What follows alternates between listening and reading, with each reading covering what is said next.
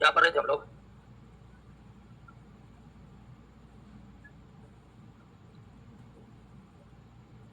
Environment.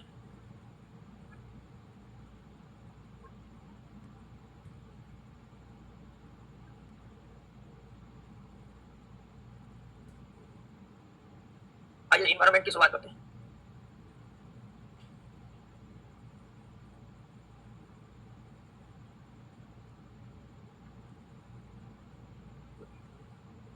चलिएगा, सब शांत हो जाइए। और हम लोग 15वां चैप्टर पढ़ रहे थे, है ना?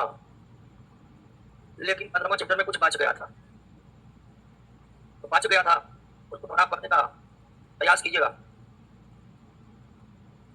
क्या बच? अच्छा, तो 15वें चैप्टर में बहुत कुछ पढ़ लिए थे, लेकिन सब कुछ नहीं पढ़े थे।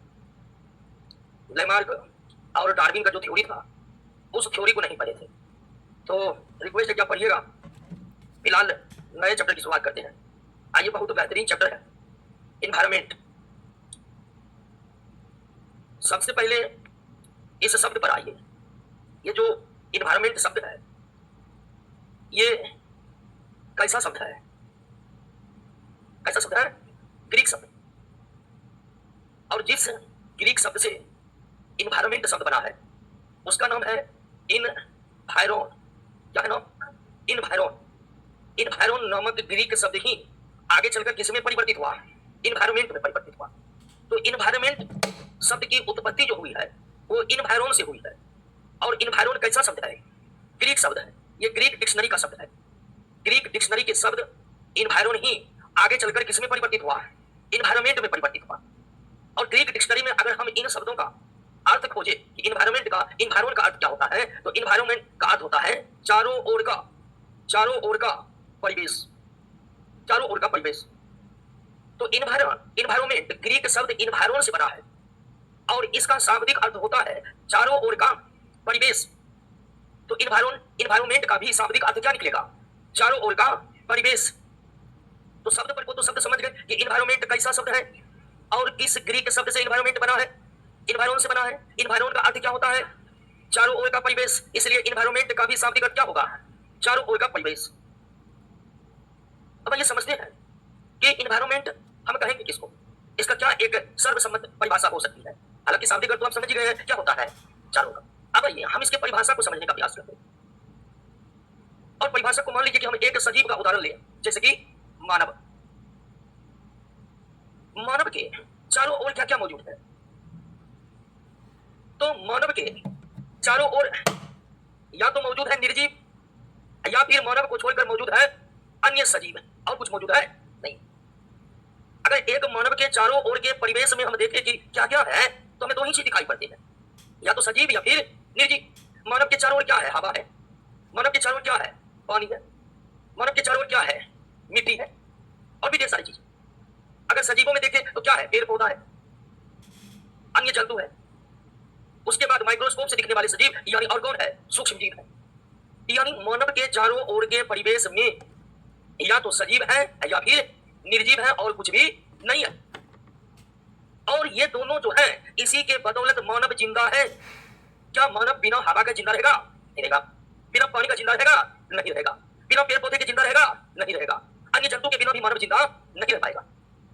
सूक्ष्म जीवों के बगैर भी मानव जिंदा। अगर सूक्ष्म जीव नहीं रहेंगे तो डिकम्पोजिशन पृथ्वी पर क्या हो जाएगा? अपघटन की प्रक्रिया क्या हो जाएगी? समाप्त हो जाएगी। मिट्टी अनुर्वर हो जाएगा। फिर कौन मर जाएगा? और उसके बाद कौन मर जाएगा? यानी मानव के चारों ओर जो सजीव और निर्जीव हैं, उसी के बदौलत मानव इस पृथ्वी पर अपना जीवन को बचाने में सफल बने हुए हैं। और ऐसा सिर्फ मानव के संदर्भ में नहीं है, जितने भी जंतु हैं उन सबको जीवित रहने के लिए किन सब चीजों की आवश्यकता है? और किन की आवश्यकता है कि नहीं है? क्या इसके बिना मानव जीवित रह सकते हैं?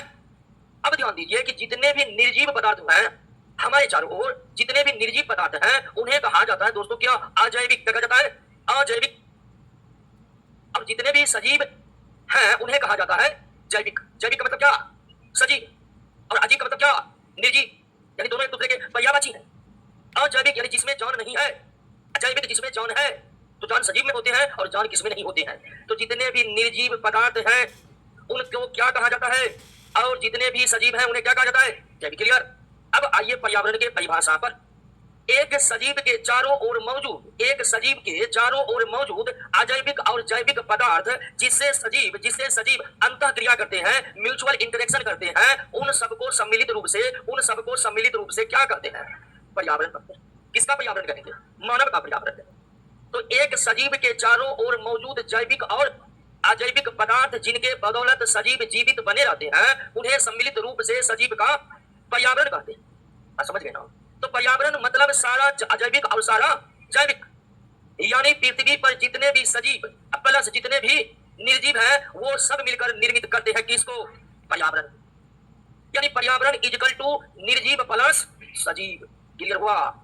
ऑल सजीव प्लस ऑल निर्जीव इक्वल टू पर्यावरण। सीधी सी बात है। और अगर आप सारे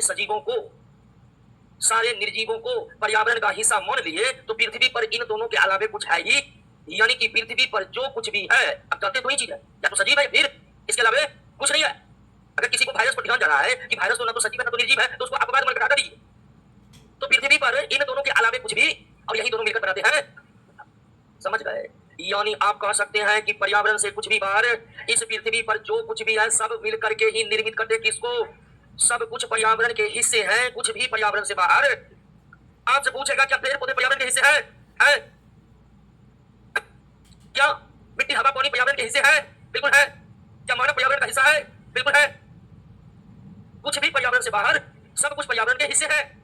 जो कुछ भी देख रहे हैं सब किसके भाग है? पर्यावरण के भाग है। पर्यावरण इतना विशाल है कि समूची पृथ्वी ही पर्यावरण में समाहित है। पर्यावरण इतना विशाल है कि सब कुछ पर्यावरण में समाहित है, कुछ भी पर्यावरण से बाहर। अगर परीक्षा में क्वेश्चन पूछ दे कि पर्यावरण में क्या क्या शामिल है, तो उत्तर एक ही होगा, इनमें से सभी। बात समझे कि नहीं समझे? अगर ये प्रश्न आ जाए कि पर्यावरण में क्या क्या शामिल है, तो हम जानते हैं कि कुछ भी पर्यावरण से बाहर नहीं है, इसलिए इसका उत्तर क्या होगा? आपके घर में लगा पंखा किसका हिस्सा है? घरों में आने वाली विद्युत ऊष्मा किसका हिस्सा है? क्योंकि वो सब क्या है, इसलिए वो किसके हिस्से है? समझ गए? कोई दिक्कत? तो अगर आप ये बताना चाहते हैं पर्यावरण क्या है आसानी से, तो सिर्फ एक लाइन में बता सकते हैं, पृथ्वी पर जो कुछ भी है सब पृथ्वी के पर्यावरण के हिस्से हैं, या पृथ्वी पर जितना कुछ है सब मिलकर बनाते हैं पृथ्वी का। बात समझ गए? और पृथ्वी पर क्या है, यही मिलकर क्लियर हो गया। पर्यावरण समझ गए? फिर भी जीव वैज्ञानिकों का कहना है कि अगर पर्यावरण को भी हम थोड़ा विस्तार दें तो पर्यावरण बराबर हो जाएगा स्थल मंडल प्लस जल मंडल प्लस वायु मंडल और प्लस जैव मंडल। पर्यावरण इक्वल टू स्थल मंडल प्लस जल मंडल प्लस समझ गए? कोई दिक्कत? कि आप सजीव निर्जीव से संतुष्ट नहीं है तो ये वाला परिभाषा चल सकता है। पर्यावरण बराबर क्या होगा? क्लियर? स्थल मंडल के जो कुछ है किसके हिस्से है?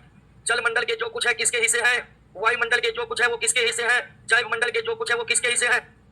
क्लियर हो गया? समझ गए? अब ध्यान दीजिए दोस्तों कि भारत की संसद ने 1986 में पर्यावरण संरक्षण अधिनियम पारित किया। पर्यावरण संरक्षण अधिनियम पारित किया। अब कब पारित किया? 1986 में भारत की संसद पर्यावरण संरक्षण अधिनियम पारित किया। और इस अधिनियम की खास बात तो बहुत कुछ है, लेकिन एक बात यह है कि इस अधिनियम में भी पर्यावरण की परिभाषा दी गई है। यानी पर्यावरण की परिभाषा को भारत की संसद ने भी परिभाषित किया है। इसमें परिभाषित किया है, पर्यावरण संरक्षण अधिनियम में परिभाषित किया। और परिभाषा वही है जो आपको बताए कि एक सजीव के चारों ओर मौजूद जैविक और अजैविक पदार्थ ही मिलकर बनाते हैं सजीव का पर्यावरण, और सजीव को उनके पर्यावरण से अलग नहीं किया जा सकता है। आप क्या किसी सजीव को या फिर मानव को ही उनके पर्यावरण से अलग कर सकते हैं? नहीं कर सकते। किसी भी सजीव का उनके पर्यावरण के बगैर उनका अस्तित्व संभव है। पृथ्वी पर जीवन जीना है तो किसके हिस्से बनकर जीवन जीना पड़ेगा? पर्यावरण से बाहर किसी सजीव का कोई अस्तित्व नहीं है, पर्यावरण से किसी को बाहर नहीं किया जा सकता। तो पर्यावरण संरक्षण अधिनियम 1986 में जो भारत की संसद ने पर्यावरण को परिभाषित किया है, वही परिभाषा हम आपको बताएं शुरुआत कि एक सजीव के चारों ओर मौजूद जैविक और अजैविक पदार्थ जो सजीव को जीवित रखने के लिए जरूरी है, वही मिलकर बनाते हैं किसको? क्या पर्यावरण से सजीव को बाहर किया जा सकता है? नहीं किया जा सकता है। क्या सजीव का अस्तित्व उनके पर्यावरण के बगैर है? नहीं है दोस्तों। क्लियर? बात समझ गए ना? कोई दिक्कत नहीं ना? पर्यावरण समझ गए? कोई दिक्कत पर्यावरण में? पर्यावरण क्या है? सब कुछ ही पर्यावरण है, कुछ भी पर्यावरण से बाहर नहीं है। सीधी सी बात है। पर्यावरण क्या है? सब कुछ ही पर्यावरण है, कुछ भी पर्यावरण से बाहर नहीं है, कुछ भी बात नहीं है। क्लियर हो गया? समझ गए? अब ये था इंट्रोडक्शन पर्यावरण का, वो आप समझ गए। अब हम पढ़ेंगे पर्यावरण की संरचना। क्या पढ़ेंगे? पर्यावरण की संरचना। अब इंट्रोडक्शन को पढ़िए तो नोट में है, आराम से याद हो जाए। कहिए ऑनलाइन वाले दोस्तों, पर्यावरण की परिभाषा समझे कि ना? सुमन कुमारी, संजय यादव, दीपक कुमार लाडो।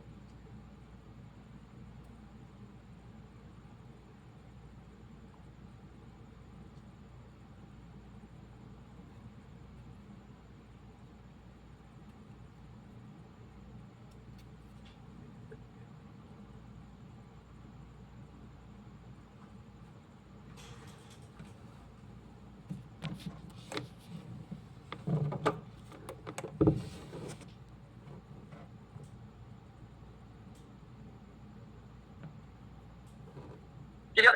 आइए पर्यावरण की संरचना पर। पर्यावरण की जो संरचना है वो बहुत जटिल है, मतलब उलझा हुआ है। पर्यावरण बहुत विशाल है। स्वाभाविक है कि जब सब कुछ शामिल कर दिए वो तो बहुत बड़ा होगा जी। तो पर्यावरण बहुत विशाल है, बहुत विशाल, और उनकी संरचना अत्यंत जटिल। पर्यावरण की संरचना अत्यंत जटिल है, अब पर्यावरण बहुत विशाल है। ऐसा क्यों है? ऐसा इसलिए है कि हमने सब कुछ को हिस्सा बना दिया है किसका, इसलिए वो बहुत बड़ा हो गया। अब बहुत बड़ा होने के कारण उसकी संरचना अत्यंत जटिल हो गई। फिर भी जीव वैज्ञानिकों ने पर्यावरण के संरचना को दो भागों में डिवाइड किया हुआ है, एक जैविक और दूसरा अजैविक। पर्यावरण की संरचना अत्यंत जटिल होने के बावजूद जीव वैज्ञानिकों ने पर्यावरण की संरचना को कितने भागों में डिवाइड किया? दो भागों में, जैविक और अजैविक। लेकिन आजकल के जो आधुनिक जीव वैज्ञानिक हैं, वर्तमान के जो आधुनिक जीव वैज्ञानिक हैं, उन्होंने पर्यावरण के संरचना को दो भागों के बजाय चार भागों में डिवाइड कर दिया है। चार भागों में डिवाइड कर दिया है, ऊर्जा घटक और तीसरा सांस्कृतिक घटक। तो शुरुआत में पर्यावरण के संरचना को दो ही भागों में बांटा गया था, और आज भी पर्यावरण के संरचना के मुख्य दो ही अंग है, जैविक और अजैविक। लेकिन आधुनिक जीव वैज्ञानिकों ने पर्यावरण की इस पूरी संरचना को दो के बजाय कितने भागों में डिवाइड किया? चार भागों में डिवाइड किया। तो यहां पर दो क्वेश्चन के उत्तर अलग अलग होंगे।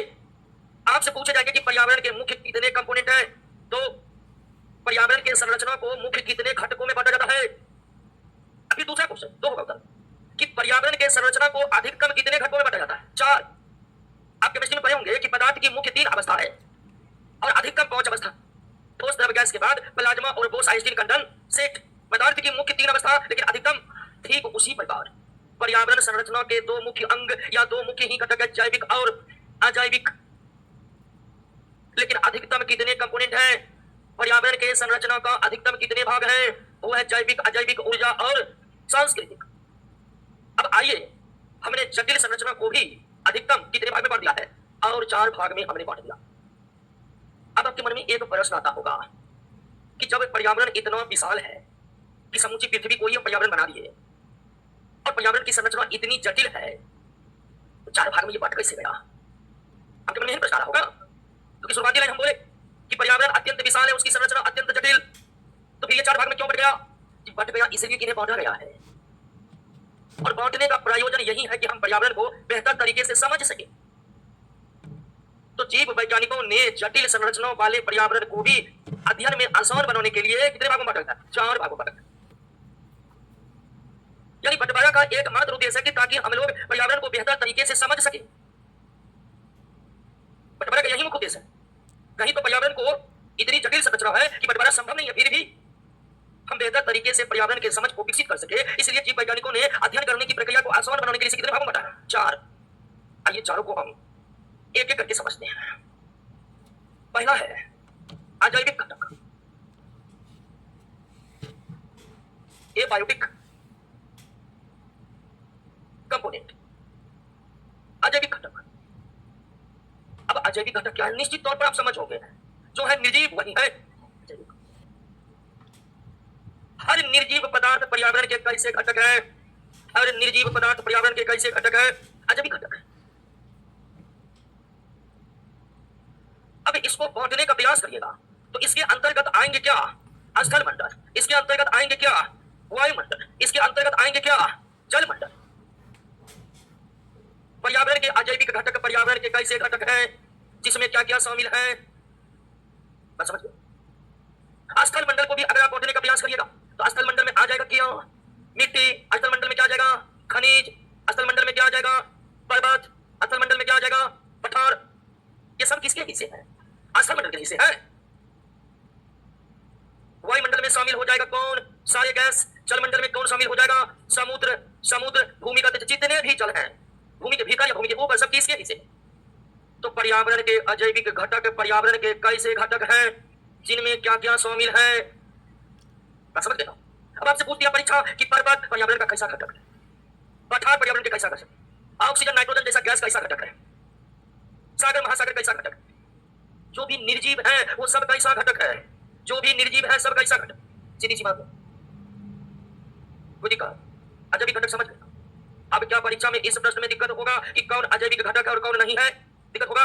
जो भी निर्जीव है सब पर्यावरण के कैसे घटक है, अजैविक क्या क्या आते हैं इसमें, स्थल मंडल, जल मंडल और क्लियर, बात समझ गए। पढ़िए तो अजैविक घटक को पढ़िए तो देखिए तो याद हो गया।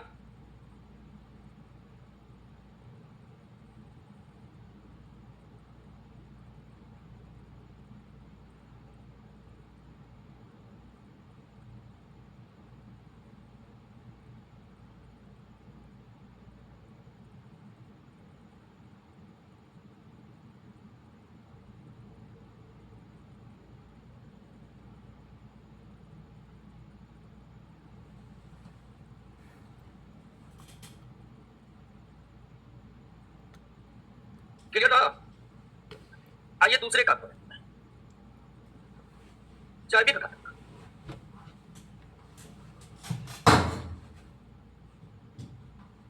बायोटिक का पॉइंट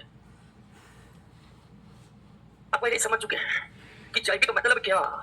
सजीव, इस पृथ्वी पर जितने भी सजीव हैं वो सारे सजीव ही पर्यावरण के कैसे घटक हैं? जैविक घटक। इस पृथ्वी पर जितने भी सजीव हैं वो पर्यावरण के कैसे घटक हैं? जैविक घटक। अब पृथ्वी पर सजीव तीन तरह के हैं, सूक्ष्म जीव, पेड़ पौधा और जल। कोई और सजीव है? नहीं, बस यही है। आपके मन में ख्याल आता होगा कि भंगी भंगी कवक बचा हुआ, तो कवक को हम मान सकते हैं क्या? पेड़ पौधा। तो जितने सूक्ष्म जीव हैं वो पर्यावरण के कैसे घटक? जैविक घटक। जितने भी पेड़ पौधे हैं वो पर्यावरण के कैसे घटक? जैविक घटक। जितने भी जंतु हैं वो पर्यावरण के कैसे घटक? जैविक घटक।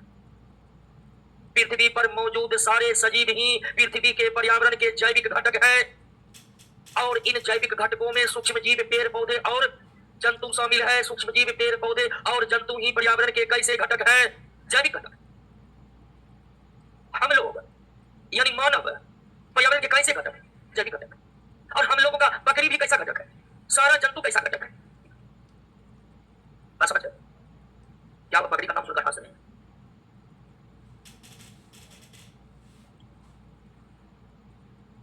बकरी बहुत महत्वपूर्ण जीव है ना जी। और वो जो पंचायती राज का चुनाव होता है उसमें तो बकरी छाप मिलने लगा। इसी बार जब हम गाँव गए थे, इलेक्शन हो रहा था पंचायत का, तो एक वार्ड सदस्य का पटिया से आया मिला, बोला भैया प्रणाम, बीमारी प्रणाम। बोला सर वोट दे दीजिए, ठीक है, छाप बकरी छाप। बकरी तो बड़ा प्यारा जीव है जी, उस पर कैसे बटन दबाएंगे?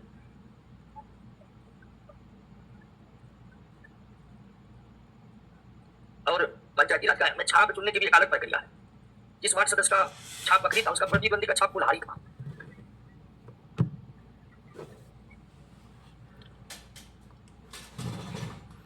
और तो उनके तीसरे प्रतिद्वंदी का छाप था पीपल का।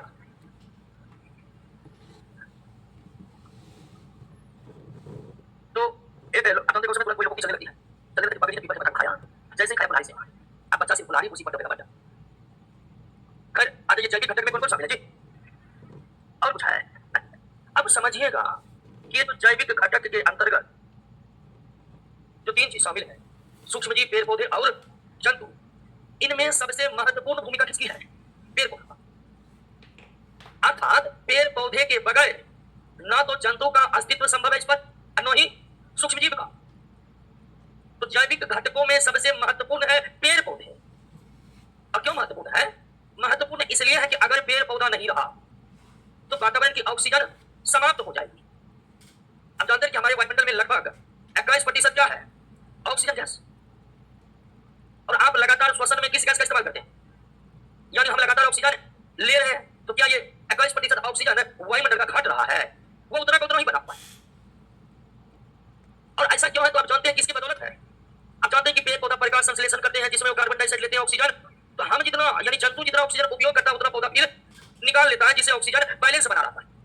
अगर पेड़ पौधा नहीं रहेगा तो धीरे धीरे ऑक्सीजन क्या होने लगेगा, और एक दिन ऑक्सीजन क्या हो जाएगा, फिर श्वसन कोई और बिना श्वसन का कोई जीवित सब मर जाएगा। और अगर वायुमंडल का ऑक्सीजन समाप्त हो गया तो ऊपर वायुमंडल में जो ओजोन परत है वो भी क्या हो जाएगा, समाप्त। क्योंकि ओजोन परत का भी निर्माण किसके द्वारा? ऑक्सीजन के द्वारा होता है। ऑक्सीजन समाप्त, ओजोन परत भी समाप्त। ओजोन परत समाप्त, पराबैंगनी किरण डायरेक्ट पृथ्वी पर आएगा, जो कुछ सूखी है उसको भी जला मारेगा। तो पर्यावरण के जो जैविक घटक हैं उनमें सबसे महत्वपूर्ण कौन है? पेड़ पौधा। और ये इसलिए महत्वपूर्ण है कि इसके बगैर किसी और सजीव का जीवन इस पृथ्वी पर संभव। पेड़ पौधे सबसे महत्वपूर्ण जैविक घटक इसलिए हैं कि इनके बगैर किसी अन्य सजीवों का जीवन संभव नहीं है पृथ्वी पर। समझ गए? आप समझ ही गए हैं कि क्या है जैविक और क्या है अजैविक। तीसरा घटक है ऊर्जा घटक, जो पहले शामिल नहीं था। आधुनिक जीव वैज्ञानिकों ने इसे शामिल किया है तीसरे घटक के रूप में। हालांकि पर्यावरण के बारे में जब आप 10वीं क्लास में पढ़िएगा, पर्यावरण का उल्लेख 10वीं क्लास में है और उसके बाद बहुत विस्तार से उल्लेख क्लास 12 के बायोलॉजी में है। तो आपके 10वीं क्लास के जो पर्यावरण के चैप्टर है उनमें भी पर्यावरण के दो ही कंपोनेंट रखे गए, जैविक और ऊर्जा घटक और सांस्कृतिक घटक की चर्चा क्लास 12 में की गई। अब ऊर्जा घटक क्या है? तो ऊर्जा घटक के अंतर्गत आते हैं दोस्तों प्रकाश और तापमान, जिसका एकमात्र स्रोत है सनलाइट यानी सूर्य का प्रकाश।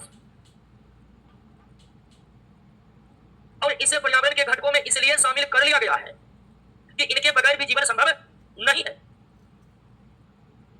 इनके बगैर भी जीवन संभव नहीं, क्योंकि सूर्य का प्रकाश नहीं आएगा तो भी प्रकाश संश्लेषण, प्रकाश संश्लेषण नहीं होगा, ऑक्सीजन समाप्त, सब कुछ समाप्त।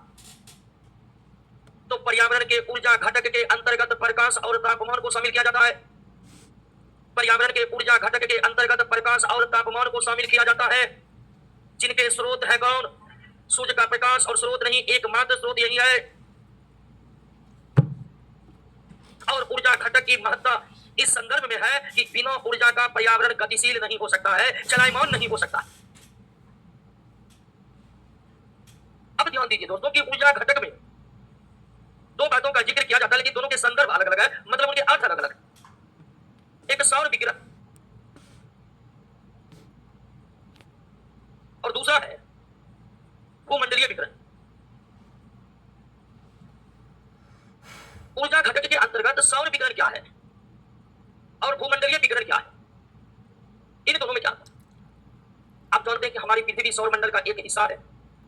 हमारी पृथ्वी सौरमंडल का एक, और इसी सौरमंडल के प्रमुख सदस्य हैं क्या? प्रमुख सदस्य है सूर्य। अब इनसे विकिरण आती है। अब कुछ सौर ऊर्जा से निकलने वाले विकिरण पृथ्वी पर आती ही, तो सूर्य से जो चला पृथ्वी की ओर वो क्या है, जो प्राप्त हुआ पृथ्वी को वो क्या है? बात समझे कि नहीं समझे? सूर्य से जो विकिरण चली पृथ्वी की ओर वो सम्मिलित रूप से क्या है, जो पृथ्वी पर आया वो क्या है। और निश्चित तौर पर अगर सौरमंडल की संरचना को आप थोड़ी बहुत भी समझ रहे हैं तो आप जान रहे हैं कि सूर्य का सारा विकिरण पृथ्वी को नहीं मिलेगा। बात समझ रहे? ये हिस्सा पृथ्वी का क्या हो जाता, अब ये और ये विकिरण निकल गया, फिर ये ऊपर जाएगा तो जो रात है वो क्या हो जाएगा, और जो दिन है वहां फिर कुछ विकिरण पृथ्वी को नहीं मिलेगा।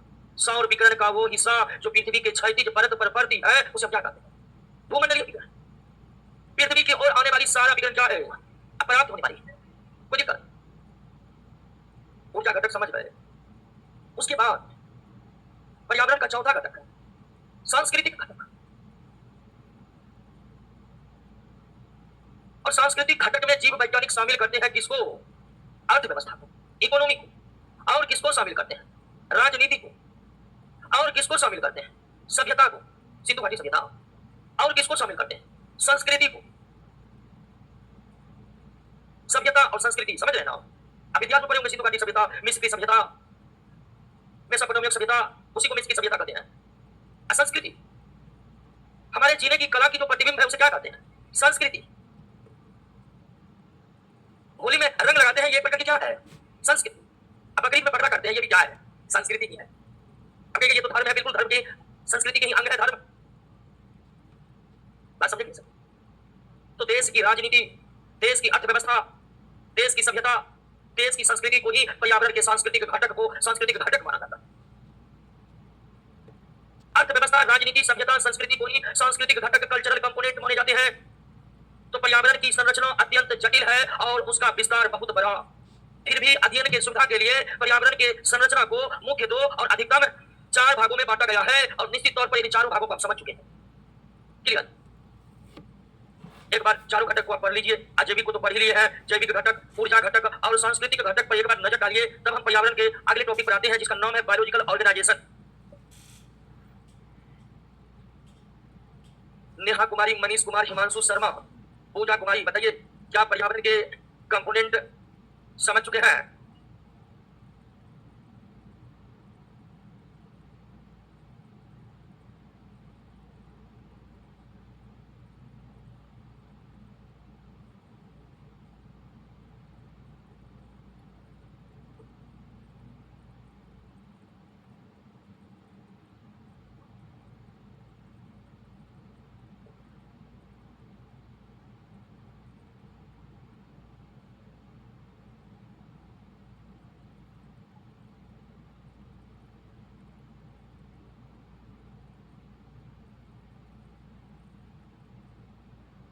क्लियर? समझ गए ना? समझना बहुत जरूरी है। बाकी तो आप जानते हैं, जो घर पर पढ़ेगा वही नौकरी लेगा, जो घर पर नहीं पढ़ेगा वो कभी नौकरी नहीं ले सकता। सेल्फ स्टडी जरूरत नहीं, अनिवार्य अनिवार्य। और हमें बहुत बारे पता है कि बहुतों का एक ही काम है, बैग लटका के कोचिंग आना, अभी कोचिंग से चले जाना, आने जाने वाली को कभी नौकरी, आने जाने के बाद घर पर पूरा दिन रात एक कर दो। अब आप पर्यावरण को समझ गए हैं, लेकिन घर पर आप नहीं पढ़िएगा तो पर्यावरण से रिलेटेड प्रश्न को कौन याद करेगा? आप प्रश्न याद करिएगा तो परीक्षा में क्या बनाइएगा? आइए दोस्तों, आप समझते हैं बायोलॉजिकल ऑर्गेनाइजेशन को।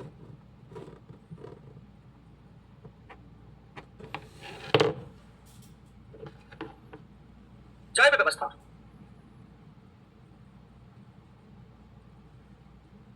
जैव का मतलब होता है कि सजीव, ये होता है। जैविक जैव एक ही बात हुआ, अजैविक अजैव एक ही बात हुआ। जैव का मतलब होता है सजीव सजीव सजीव। तो जैव व्यवस्था का शाब्दिक अर्थ हुआ सजीव की व्यवस्था, अर्थात पर्यावरण में जो सजीव है, पर्यावरण में जो सजीव है वो कैसे बने हैं, उनकी व्यवस्था किस रूप में है। तो जैव व्यवस्था की शुरुआत या बनने की शुरुआत कहां से होती है? अणु और परमाणु से होती है। यहीं से निर्माण होना शुरू होता है किसका? जैव व्यवस्था का। कहां से? अणु और परमाणु से। यानी हमारी प्रकृति ने किसको बनाकर छोड़ दिया और उसके बाद सब अपने अपने बना कैसे आपको बताएंगे अभी तुरंत। ये जो अणु परमाणु है ये मिलकर बन गया क्या?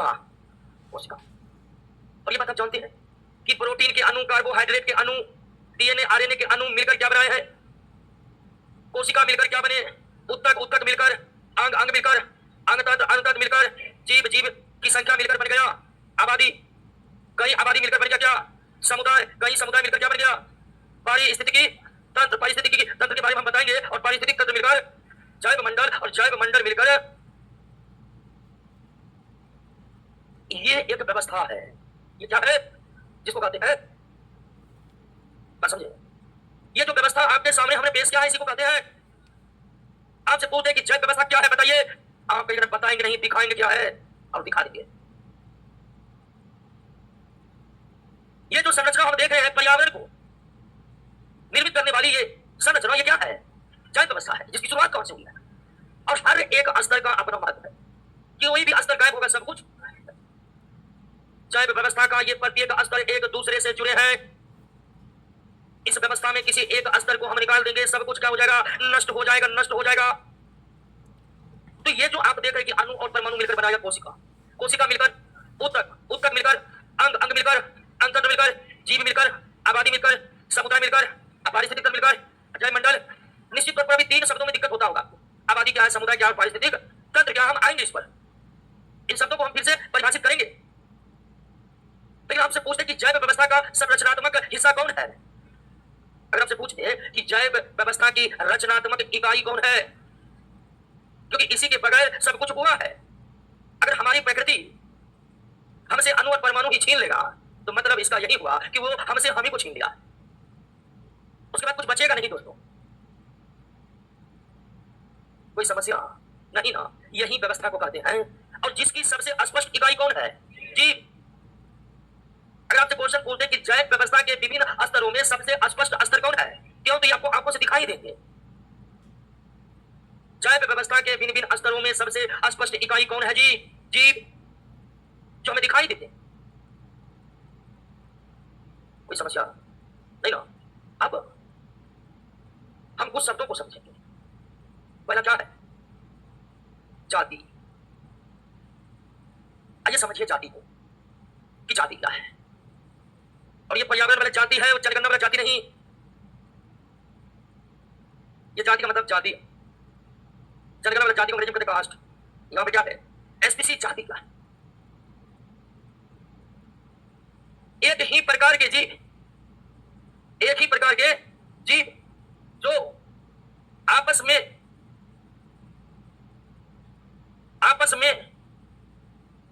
प्रजनन कर सके, अपने जैसे संतान उत्पन्न कर सके, उसे क्या कहते हैं।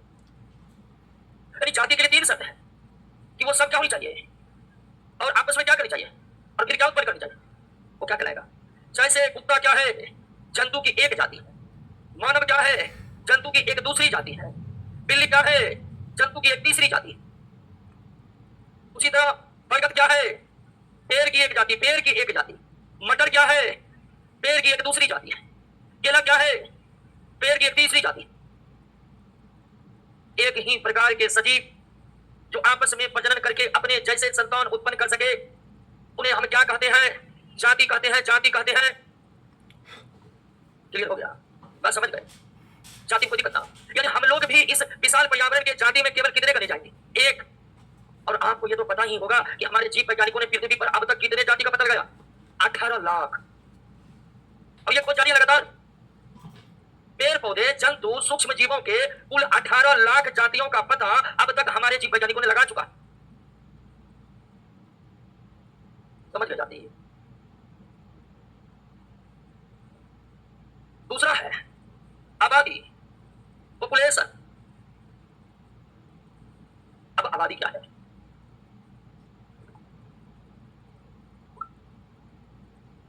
समझिएगा कि आबादी क्या है। अगर आपसे कोई पूछ दिया कि आबादी बताओ, तो आप पूछेगा पहले कि कहाँ का आबादी बताएंगे, यानी पहले क्लियर क्या होना चाहिए। मान लीजिए आपसे अगर कोई पूछ दिया जल्दी से आबादी बताओ, आबादी पॉपुलेशन कितना है बताओ, तो सबसे पहला प्रश्न कि कहाँ का पॉपुलेशन की बात कर रहे हैं, भारत के कि पाकिस्तान के। फिर आप पूछिएगा कि आप किसकी आबादी की बात कर रहे हैं, बकरी की, भैंस की, आदमी का। तब किसका कहेगा, उसकी कुल संख्या ही क्या कहलाएगी, आबादी का। आप समझिएगा आबादी की परिभाषा को, किसी विशेष क्षेत्र में निवास करने वाले किसी विशेष सजीव के कुल सदस्यों की संख्या ही उसकी क्या कहलाती है, आबादी। तो बात क्लियर होनी चाहिए आबादी को जानने के लिए। आप कहाँ की आबादी जानना चाहते हैं और किसकी आबादी जानना चाहते हैं। कहाँ की आबादी जानना चाहते हैं, क्लियर हो गया।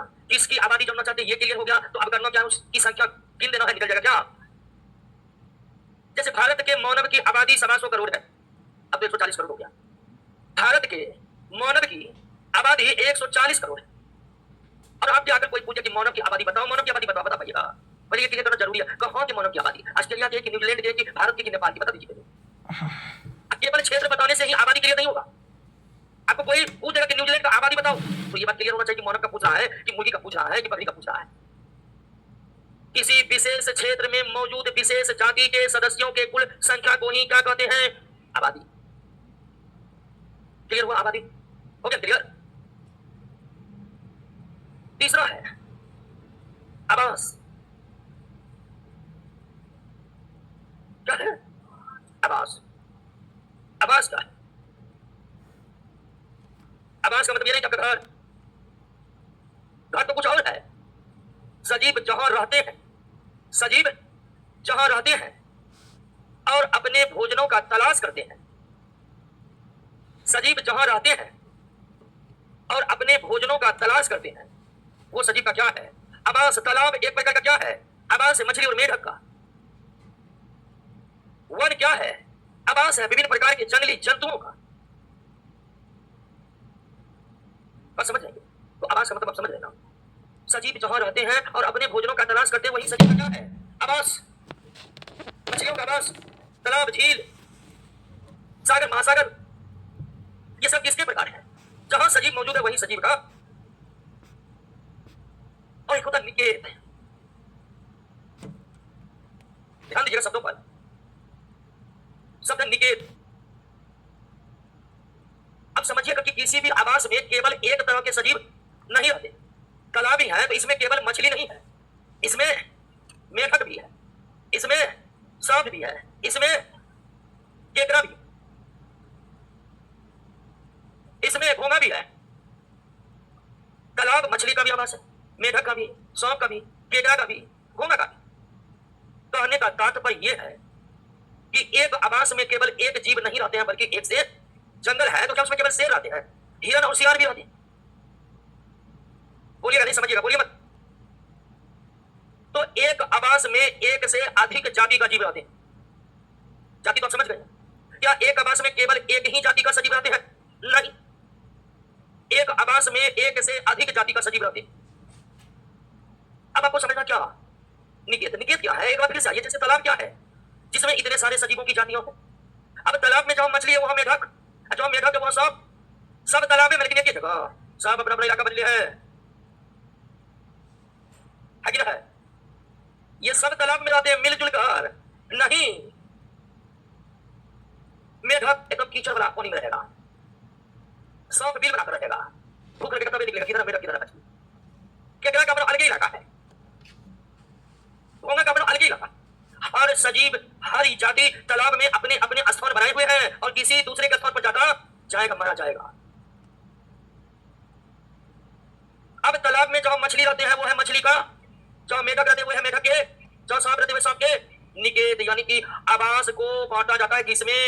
निकेत किसके हिस्से हैं? अंतर इतना है कि आवास में कई तरह की जाति रहता है, लेकिन आवास के निकेत में केवल एक तरह की जाति रहता है। अगर जंगल आवास है तो उस जंगल में शेर का मांद क्या है? जिसमें केवल शेर रहता है। अगर जंगल आवास है तो उसमें पक्षियों की घोंसला क्या है? निकेत, जिसमें केवल वो पक्षी रहते हैं। क्लियर हो गया? समझे क्या? समझे? यानी आवास का हम बंटवारा करने लगे तो क्या निकलेगा?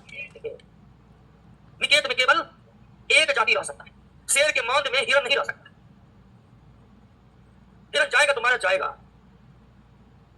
हिरन जहां रहते हैं वहां शेर नहीं रह सकते। हर जाति की अपनी एक अलग अलग विशेषताएं होती है, इसलिए आवास के अंदर उसके निकेत भी अलग अलग होते हैं।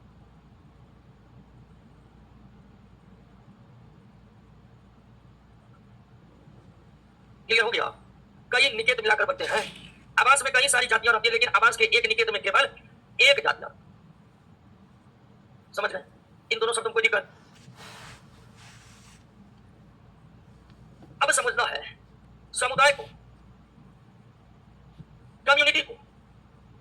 एक आवास में कई जाति के जीव रहते हैं, रहते कि रहते? एक आवास में कई जाति के जीव रहते हैं और जितने भी जाति के जीव रहते हैं वो एक दूसरे पर निर्भर हैं। जंगल में हिरन भी है, शेर है, दोनों एक दूसरे पर निर्भर है कि नहीं? हालांकि हिरन पेड़ पौधे पर निर्भर है, हिरन पर शेर निर्भर है, शेर पर हिरन की संख्या निर्भर है। तो एक आवास में कई सारे जातियों के जीव रहते हैं और वे सब जातियां एक दूसरे से किसी न किसी तरह संबंधित रहते हैं। एक आवास में रहने वाली सारी जातियां मिलकर कहलाता है क्या? समुदाय। एक आवास में जितने सजीवों की जातियां है सब मिलकर क्या कहलाएगा? समुदाय कहलाएगा, कम्युनिटी कहलाएगा। आपसे कोई कह दिया ये सब जंगल के समुदाय है, मतलब ये जंगल में रहने वाले सारे सजीवों की जातियां।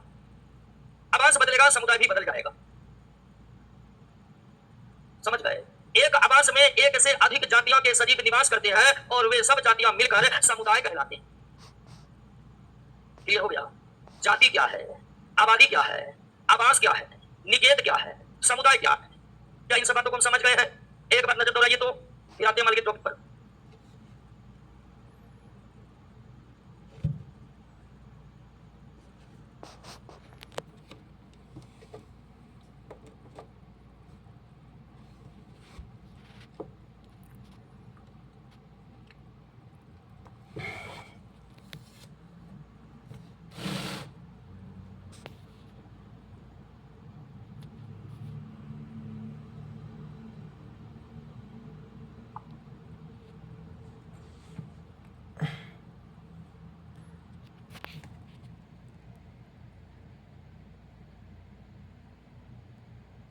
क्लियर? ये प्रश्न आया हुआ है, आई एम न्यू स्टूडेंट। सो मतलब इसलिए अणु परमाणु क्या होगा? अब अणु परमाणु वही होता है जो क्लास 9th में पढ़े थे। You are read in class 9th in first chapter. फिर भी अणु और परमाणु नहीं जानते तो कोई बात नहीं, जान जाइएगा। क्लियर? सब कुछ इस ब्रह्मांड में जो कुछ भी है सब छोटे छोटे कणों से मिलकर बना, और छोटे छोटे कण को अणु नहीं करते, परमाणु का। अब परमाणु मिलकर बनाते हैं, अणु मिलकर पदार्थ। तो ये बोर्ड देख रहे हैं, ये छोटे छोटे कणों से मिलकर बना, तो आपसे दिखाइए, अब माइक्रोस्कोप से भी दिखाइए, इलेक्ट्रॉन माइक्रोस्कोप से दिखाई दे। तो अणु और परमाणु छोटे छोटे कण है जिनसे सब कुछ बना है। और इसका विस्तार से तो क्लास केमिस्ट्री में ही हम लोग पढ़ेंगे, बायोलॉजी का ये विषय नहीं है। आप नहीं जानते हैं तो तत्काल आप क्लास 9 का बुक में एक बार पढ़ लीजिएगा। क्या अब वैसे आपको बता दें हम केमिस्ट्री भी पढ़ाते हैं, उसमें हम पढ़ा देंगे डिटेल में। क्या मिलते तो कल के क्लास में जब हम चर्चा करेंगे पर्यावरण के आगे की बातों पर। तो अब आप सब लोग क्वेश्चन बनाना शुरू कर दीजिएगा, समझे सबसे?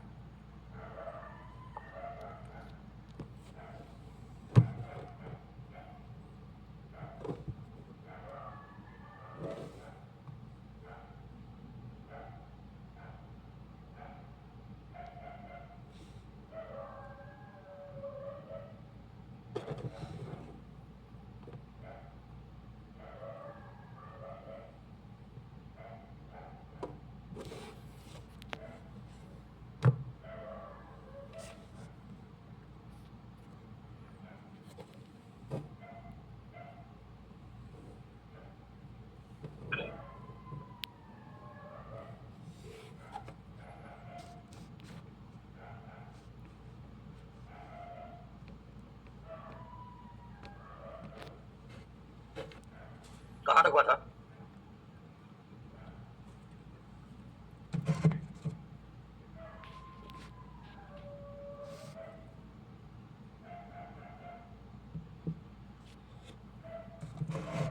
चलिए अब ध्यान दीजिए।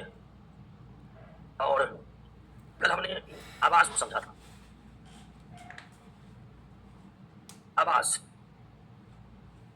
जैसे कि वन, तालाब, नदी, मरुस्थल, ये सब क्या है? आवास।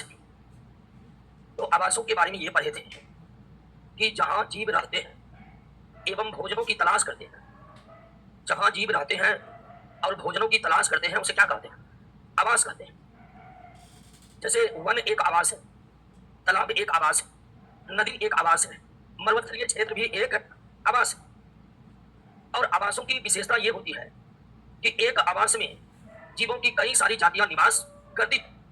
आवास की खासियत ये होती है कि एक आवास में केवल एक जाति नहीं, कई जाति निवास करते हैं, कई जाति निवास करते हैं। और एक आवास में जो कई सारी जाति निवास करते हैं उन सब जातियों को मिलाकर बनता है क्या? समुदाय।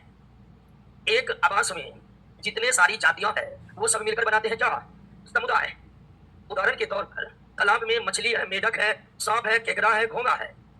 तो मछली, मेढक, सांप, केकड़ा, घोंगा मिलकर बनाएगा तालाब का समुदाय। समझ गए थे? और ये बात हम कल ही समझे थे। अब समुदाय के जो विभिन्न जातियां हैं तो क्लियर हो गया कि समुदाय कई जाति से मिलकर बनते हैं और हर आवास का समुदाय अलग अलग होता है। हर आवास का समुदाय अलग अलग होता है। यानी तालाब का जो समुदाय है वो मरुस्थल से मेल नहीं खाएगा।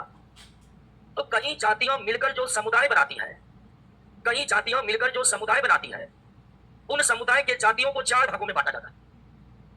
समुदाय के कई जातियों को कितने भागों में? 4 भागों में बांटा जाता है। वे 4 भाग कौन है? तो आइए एक एक करके इन्हें समझते हैं। पहला है फाउंडेशन, स्पीसीज, यानी आधार जाति।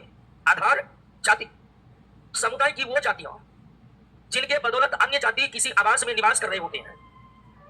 किसी आवास की वो जातियां जिसके बदौलत अन्य जातियां वहां पर निवास कर रहा है, उसे क्या कहते हैं? आधार जाति कहते हैं। एक आवास की ऐसी जाति, एक आवास की ऐसी जाति जिसके बदौलत अन्य जातियां वहां निवास कर रहा है, उसे क्या कहते हैं? आधार जाति का। यानी किसी आवास से अगर हम आधार जाति को ही निकाल दें तो फिर और कोई जाति वहां नहीं रह पाएगा, सब खत्म हो जाएगा। एक आवास की वो जातियां जिसके बदौलत अन्य जातियां उस आवास में निवास कर पा रहा है, उसे क्या कहते हैं? आधार जाति कहते हैं। उदाहरण के तौर पर अगर वन है तो वहां की आधार जाति कौन है? पेड़। एक जंगल में, वन में पेड़ की जातियां जो है वो क्या है? आधार जाति है। क्योंकि वन से अगर पेड़ को ही हटा दीजिएगा तो बाकी जीव जंतु रह पाएंगे? नहीं रह पाएंगे, सबको खाली करना पड़ेगा। तो पेड़ पौधे वन के कैसी जातियां हैं? आधार जातियां, जिसके बदौलत अन्य जातियां वहां, अन्य जंतु की जातियां वहां निवास कर पा रहे हैं। अब समझ। उसी तरह अगर तालाब है तो उस तालाब में रहते हैं कौन? शैवाल। कौन रहते हैं? शैवाल क्या है? आधार जाति है। क्यों है? तो शैवाल ही गायब हो जाएगा तालाब से, शैवाल ही गायब हो जाएगा तालाब से तो मछलियों का भोजन समाप्त, मछली ही समाप्त, तो मेढक सांप सब वहां से क्या होगा? निकल जाएगा कि अब मछली खाने के लिए आई नहीं तो आके करेंगे क्या? तो तालाब में शैवाल ऐसी जाति है जो भोजन के रूप में मछलियों इस्तेमाल करती है, और मछलियों अन्य जीवों का भोजन है। मेढक छोटी मछलियां खाती है, सब अपेक्षाकृत थोड़ी बड़ी मछलियां पकड़ कर खाएगी। लेकिन अगर शैवाल ही निकल जाएगा तो फिर मछलियां नहीं रह पाएगी। अब मछलियां ही नहीं रह पाएगी तो बाकी जीव अपने आप दूसरे आवास, दूसरे तालाब की ओर प्रस्थान करने के बारे में सोचने लगेगा। तो समझे, आधार जाति समझे ना। एक आवास की वो जातियां, एक आवास की वो जातियां जिनके बदौलत अन्य जातियां उस आवास में निवास कर पा रहे हैं, उसे क्या कहते हैं? आधार जाति कहते हैं। बात समझ गए? कोई दिक्कत? आधार जाति में कोई दिक्कत? सबसे महत्वपूर्ण जाति कौन हुआ? आधार जाति हुआ, क्योंकि ये अन्य जातियों के रहने के सुनिश्चित करता है। अन्य जातियां रह पाएगा कि नहीं रह पाएगा, ये किसके द्वारा सुनिश्चित होती है? आधार जाति के द्वारा सुनिश्चित होती है। दूसरा है अम्ब्रेला स्पीसीज। अम्ब्रेला स्पीसीज क्या है? अम्ब्रेला स्पीसीज बड़े आकार के जंतु होते हैं। बड़े नहीं, सबसे बड़े आकार के कौन जंतु किसकी भूमिका में रहते हैं? अम्ब्रेला स्पीसीज की भूमिका में रहते हैं। अभी आप आधार जाति में पौधे भी देखें, आधार जाति की भूमिका पौधा भी निभा सकता है, आधार जाति की भूमिका जंतु भी निभा सकता है, लेकिन अम्ब्रेला जाति की भूमिका केवल कौन निभा सकता? जंतु। अब वो भी वो जंतु जो सबसे बड़े आकार का है। तो किसी आवास में निवास करने वाले भिन्न भिन्न जंतुओं में, किसी आवास में निवास करने वाले भिन्न भिन्न जंतुओं में जो सबसे बड़े आकार के जंतु है वही कहलाएगा क्या? Umbrella species. और अम्ब्रेला स्पीसीज की भूमिका में, अम्ब्रेला स्पीसीज की भूमिका में कौन रहते हैं? शेर रहते हैं। और कौन रहते हैं? बाघ रहते हैं। बात समझे कि समझे? हालांकि ये किस आवास की हम बात कर रहे हैं? वन की बात कर रहे हैं। वही तालाब की बात होगी तो तालाब में जितने भी जंतु हैं उसमें जो सबसे बड़े आकार के जंतु जिसे कोई मार नहीं सकता है वही सबको मारेगा, वो क्या कहलाएगा? तो अम्ब्रेला जाति की खासियत है कि अम्ब्रेला जाति केवल कौन हो सकते हैं? जंतु। कौन जंतु हो सकते हैं? बड़े आकार के। मतलब उस जंतु को कोई मार नहीं सकता, वो सबको मारेगा। जंगल में शेर और बाघ को मारने में कोई है नहीं है, वो अपने में झगड़ कर मर जाइए अलग बात है, लेकिन और जंतु उस पर अटैक, वो अटैक करता है। आप समझ गए ना? उसी तरह मरुस्थल की बात होगी, मरुस्थल की बात होगी। जैसे समुद्र का अम्ब्रेला प्रजाति व्हेल मछली हो गया, समुद्र का अम्ब्रेला प्रजाति व्हेल मछली हो गया, क्योंकि समुद्र में उससे बड़ा आकार का कोई है नहीं। बात समझ गए ना? अम्ब्रेला प्रजाति समझ गए ना? किसी भी आवास में भिन्न भिन्न जंतुओं में जो सबसे बड़े आकार के जंतु हैं जो अन्य जंतुओं को मार कर खाते हैं, जिसे और कोई नहीं मार सकता, वो क्या कहलाता है? अम्ब्रेला प्रजाति कहलाता है। कोई दिक्कत? तीसरा keystone species. Keystone species umbrella जाति, अम्ब्रेला जाति और कीस्टोन जाति में बहुत कम का अंतर है। कीस्टोन जाति की परिभाषा तो यही है कि आवास में जिस जंतु की महत्व सबसे अधिक है, किसी आवास में जिन जंतुओं का महत्व सबसे अधिक है वही कहलाता है क्या? कीस्टोन जाति, अम्ब्रेला जाति और कीस्टोन जाति में बहुत कम का फर्क है। किसी किसी आवास में जो अम्ब्रेला जाति है वही कीस्टोन जाति भी है, लेकिन अंतर यह है कि कीस्टोन जाति जंतु भी हो सकते हैं, कीस्टोन जाति पेड़ पौधे भी हो सकते हैं, कीस्टोन जाति सूक्ष्म जीव भी हो सकते हैं। लेकिन अम्ब्रेला जाति केवल बड़े आकार के जंतु हो सकते हैं, अम्ब्रेला जाति केवल बड़े आकार के जंतु हो सकते हैं, लेकिन कीस्टोन जाति जंतु भी हो सकता है, पेड़ भी हो सकता है और सूक्ष्म जीव भी हो सकता है। एक आवास में जिस जाति का सबसे अधिक वर्चस्व होता है, सबसे अधिक महत्व होता है, उस जाति को, उस आवास का क्या कहते हैं? कीस्टोन जाति। बात समझे? जैसे किसी जंगल में खाली चंदने का पेड़ है, देखिए पुष्पावली, चंदन का पेड़, यानी जो जंगल दिखाया गया था, अगर उस जंगल को आवास माने तो चंदन का पेड़ उस जंगल का क्या होगा? कीस्टोन। तो उस जंगल का सबसे ज्यादा महत्वपूर्ण चीज वही चंदन का पेड़ है, बाकी सब सेकेंडरी है, चंदन का पेड़ प्राइमरी है। बात समझ रहे हैं ना? उदाहरण के तौर पर काजीरंगा, असम का जो काजीरंगा अभयारण्य है, उसको आप किस रूप में पहचानते हैं? एक सिंग वाला गेंडा, दो सिंग वाला भी गेंडा होता है, एक सिंग वाला गेंडा, यानी काजीरंगा में और बहुत जातियां हैं, लेकिन सबसे महत्व का जाति कौन है? एक सिंग वाला गेंडा। वो एक सिंग वाला गेंडा काजीरंगा अभयारण्य का क्या है? कीस्टोन जाति है। किसी आवास का वो जंतु जो सबसे महत्वपूर्ण है, जिसके कारण आवास को जाना जाता है, वो जाति वहां की क्या है? कीस्टोन जाति, कीस्टोन जाति। और चौथा है इंडिकेटर स्पीसीज, संकेतक जाति, संकेतक जाति, इंडिकेटर स्पीसीज। अब संकेतक जाति कौन है? संकेतक जाति कौन है? संकेतक जाति उसे कहते हैं जो पर्यावरण के बदलाव का असर सबसे पहले झेल दे। अगर पर्यावरण में कोई बदलाव हुआ और उस बदलाव का प्रभाव जिस जाति पर सबसे पहले पड़ेगा वो क्या कहलाएगा? संकेतक जाति। संकेतक जाति आवास की वो जाति है जो पर्यावरण के बदलाव के कारण सबसे पहले प्रभावित होते हैं, और अगर एक एक करके आवास की जातियां मरने लगे तो सबसे पहले मरना जो शुरू करेगा वो कौन होगा? संकेतक जाति। संकेतक जाति आवास की वो जाति है जो मर करके इंडिकेट करता है कि कुछ आवास में हो चुका है। उदाहरण के लिए लाइकेन जिस आवास में है उस आवास का वो क्या होता है? संकेतक जाति।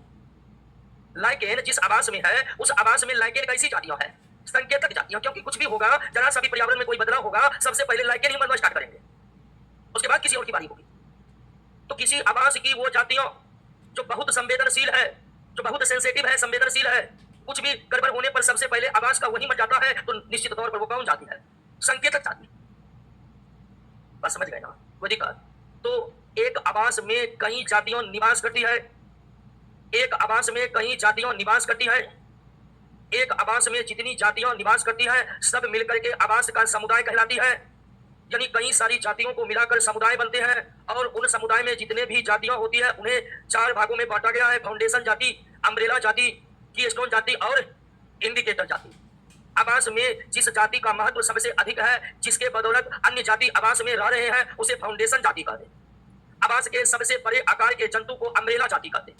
आवास के सबसे महत्वपूर्ण जाति को कीस्टोन जाति कहते हैं। आवास के सबसे संवेदनशील जाति को इंडिकेटर जाति कहते हैं। यानी सबसे पहले गड़बड़ होने पर, आवास में कोई गड़बड़ी होने पर सबसे पहले आवास की जो जातियां मरती है उसे क्या कहते हैं? इंडिकेटर जाति कहते हैं। बात समझे? कोई दिक्कत? तो समुदाय कई जातियां मिलाकर बनती है, और उन सब जातियों को कितने भागों में बांट सकते? 4 भागों में बांट सकते। कोई दिक्कत? पर ये तो चारों जाति को, एक बार आप चारों जाति को पढ़ दीजिए। ऑनलाइन वाले दोस्त खुशी कुमारी समझ नहीं आया? क्या नहीं समझ आया? बहुत आसान है जी। सबसे महत्वपूर्ण जाति कीस्टोन जाति, सबसे महत्वपूर्ण जाति जिसके बदौलत अन्य जाति वहां पर निवास कर पा रहा है उसे आधारीय जाति, सबसे बड़े आकार के जंतु अम्ब्रेला जाति, सबसे संवेदनशील जाति संकेतक जाति। सीधी सी बात है।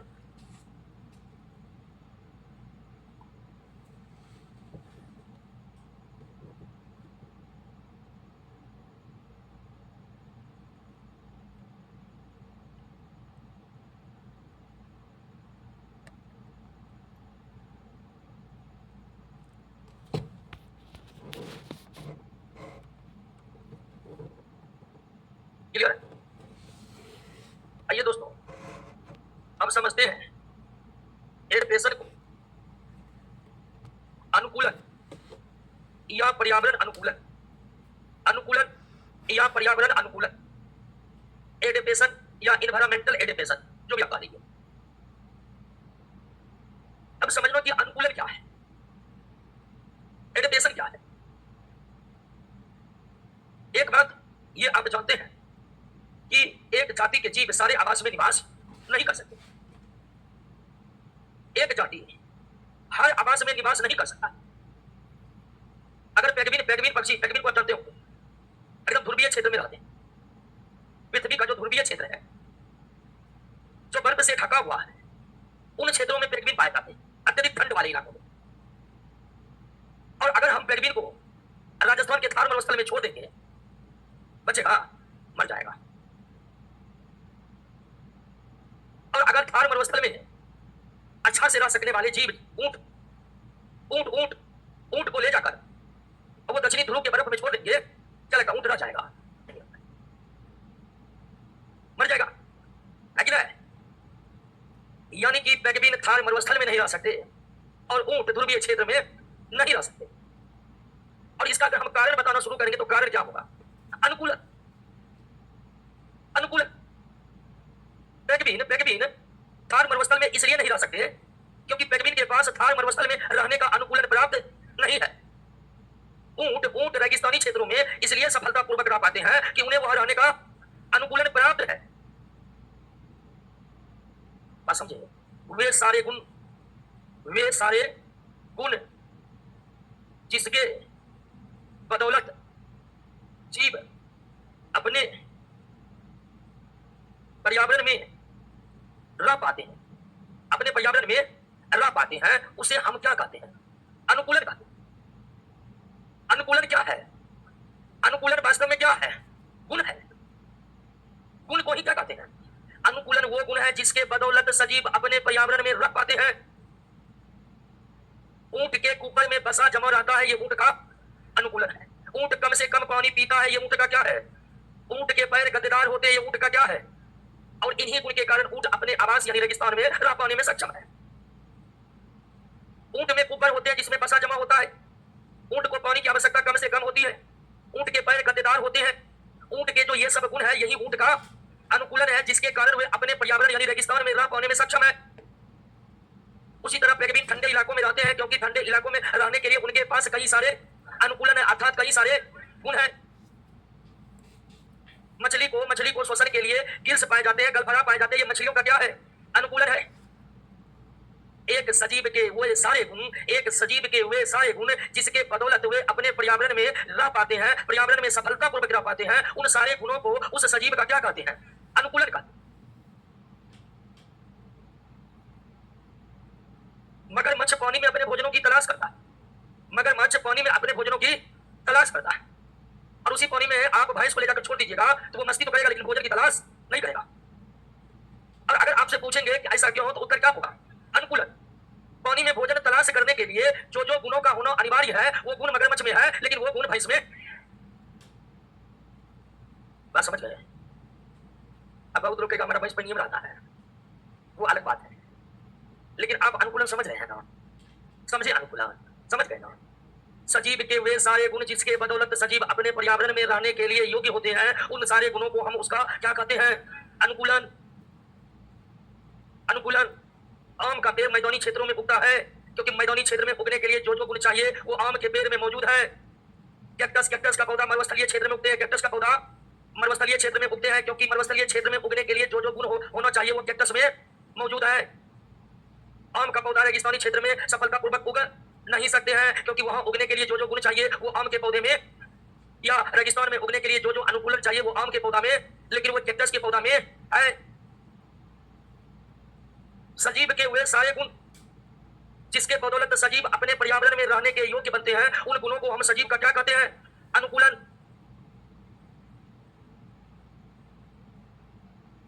अब ध्यान दीजिए दोस्तों कि अनुकूलन जो है, जैसे सबसे अच्छा उदाहरण ऊंट का अनुकूलन, पहले कि कुकर में बसा का होना, पैर गद्देदार होना, तीसरा पानी की न्यूनतम आवश्यकता, ये सब ऊंट का क्या है? अनुकूलन।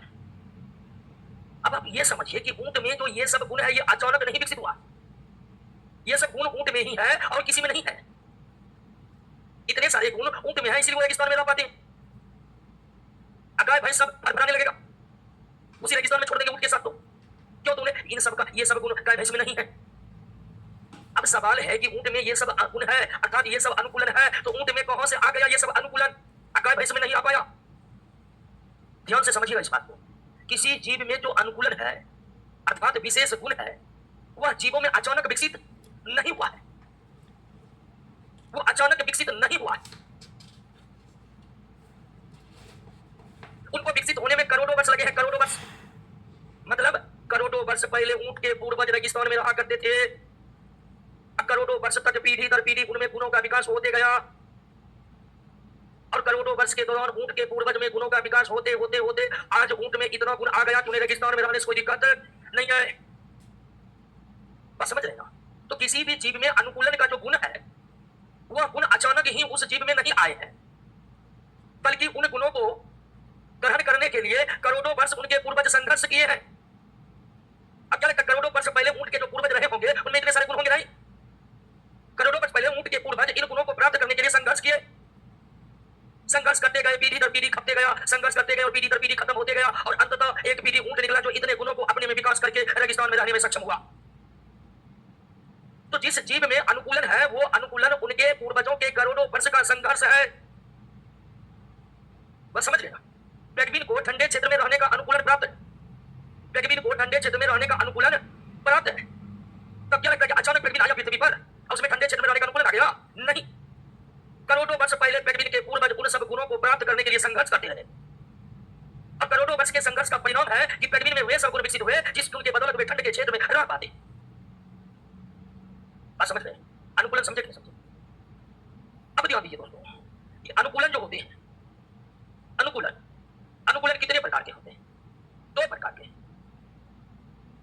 अस्थायी अनुकूलन और अस्थायी अनुकूलन। तो दोनों अनुकूलन कितने प्रकार के हैं? अस्थायी अनुकूलन और अस्थायी अनुकूलन। अब ऐसा अनुकूलन जो शरीर में थोड़े समय के लिए उत्पन्न होता है और फिर खत्म हो जाता है उसे क्या कहते हैं? गिरगिट के त्वचा का रंग बदलना भी क्या है? अनुकूलन है, लेकिन कैसा? अस्थायी अनुकूलन। गिरगिट के त्वचा में यह क्षमता होता है कि वे परिवेश के रंगों में रंग जाते हैं। गिरगिट के त्वचा का रंग बदलना गिरगिट का अनुकूलन है, लेकिन कैसा? वो रंग बदलने की घटना थोड़े समय के लिए आती। ऊंट का पैर गद्देदार है, ये ऊंट का अस्थायी अनुकूलन है। पक्षियों को उड़ने के लिए पंख है, ये पक्षी का अस्थायी अनुकूलन है। बात समझ रहे हैं? तो वे गुण जो थोड़े समय के लिए ही शरीर में रहते हैं उन्हें हम क्या कहते हैं? जो हमेशा रहते हैं उसे क्या कहते हैं? अस्थायी अनुकूलन। तो अनुकूलन भी कितने प्रकार के? दो प्रकार के, अस्थायी अनुकूलन और अस्थायी अनुकूलन। क्लियर? अब आइए दोस्तों, अनुकूलन के आधार पर पौधा का प्रकार, सिसियोफाइट्स, हेलियोफाइट्स, जेरोफाइट्स, इफीमेरल, हाइड्रोफाइट्स, हेलोफाइट्स। अब ये जो नाम देख रहे हैं किसका प्रकार है? किसका प्रकार? लेकिन पौधा का प्रकार ये किस आधार पर है? अनुकूलन के आधार पर। तो अनुकूलन के आधार पर यानी कि आवास में रहने वाले गुणों के आधार पर पौधों को कितने श्रेणी में बांटा गया है? मुख्य 6 श्रेणियों में बांटा गया है। ऐसे पौधे जो छायादार स्थानों पर उगते हैं सिसियोफाइट्स कहलाते हैं। ऐसे पौधे जो छायादार स्थानों पर उगते हैं सिसियोफाइट्स कहलाते हैं। ऐसे पौधे जो तेज धूप में उगते हैं हेलियोफाइट्स कहलाते हैं। ऐसे पौधे जो मरुस्थल में उगते हैं जेरोफाइट कहलाते हैं। ऐसे पौधे जो मरुस्थल में उगते हैं लेकिन उसका जीवन काल बहुत छोटा होता है उसे इफीमेरल कहते हैं। ऐसे पौधे जो जल में उगते हैं हाइड्रोफाइट्स कहलाते हैं। ऐसे पौधे जो अधिक लवण वाले मृदा में उगते हैं हेलोफाइट्स कहलाते हैं। बात समझे? तो अनुकूलन के आधार पर पौधों को कई भागों में बांटा गया है। अनुकूलन के आधार पर पौधों को कई भागों में बांटा गया है और इन सबको क्या करना पड़ेगा? याद करना पड़ेगा।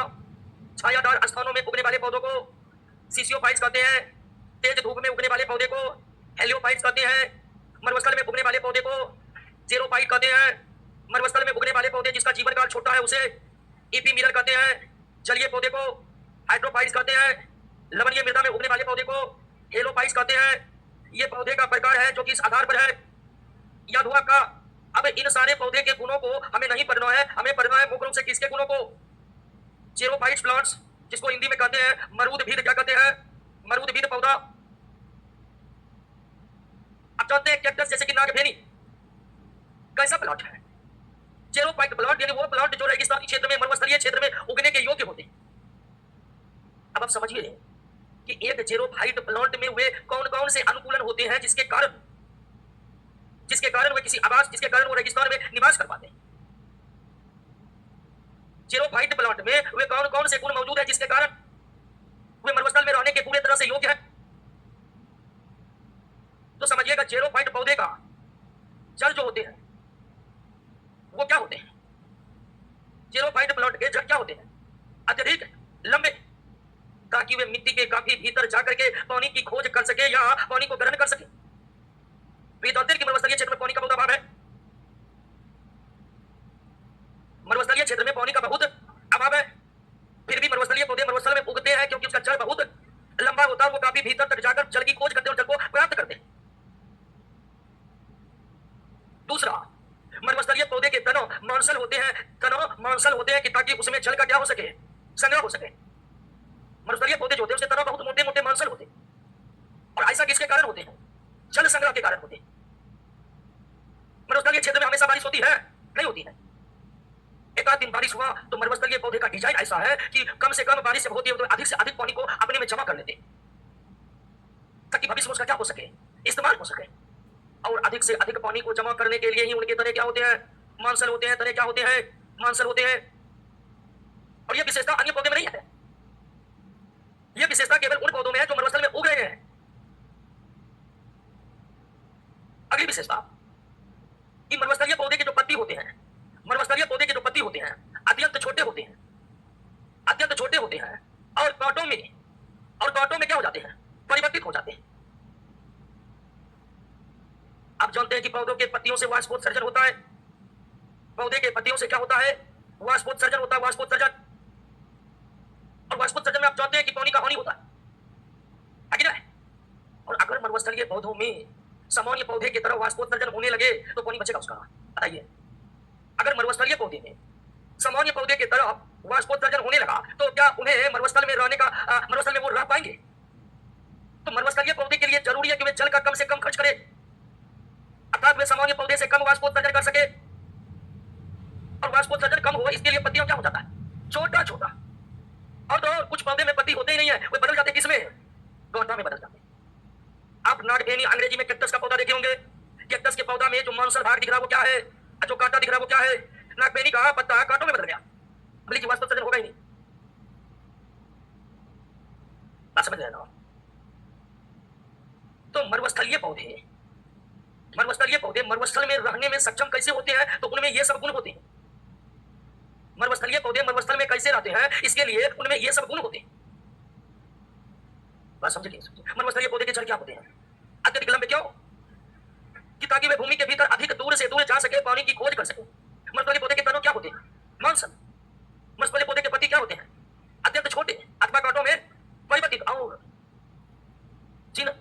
जिन मरुस्थलीय पौधे में पत्ती कांटे नहीं बनते हैं, पत्ती ही रहते, वो क्या हो जाते हैं? अत्यंत छोटे। और उसके रंध्र जो होते हैं वो रंध्रीय गुहा, एस्टोमेटल कैविटी में धंस जाते हैं। जिन मरुस्थलीय पौधे में पत्ती कांटों में नहीं बदलते हैं, कैक्टस में तो बदल जाते हैं, लेकिन कई मरुस्थलीय पौधे में वो नहीं बदलते हैं।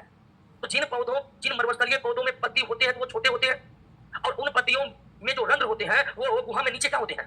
धंसे होते हैं। रंध्र से आप लोग परिचित होंगे। पत्तियों में छोटे छोटे छिद्र होते हैं जिन्हें क्या कहते हैं? रंध्र। वाष्पोत्सर्जन के समय वाष्प के रूप में पानी कहां से निकलता है? रंध्र से निकलता है। रंध्र से।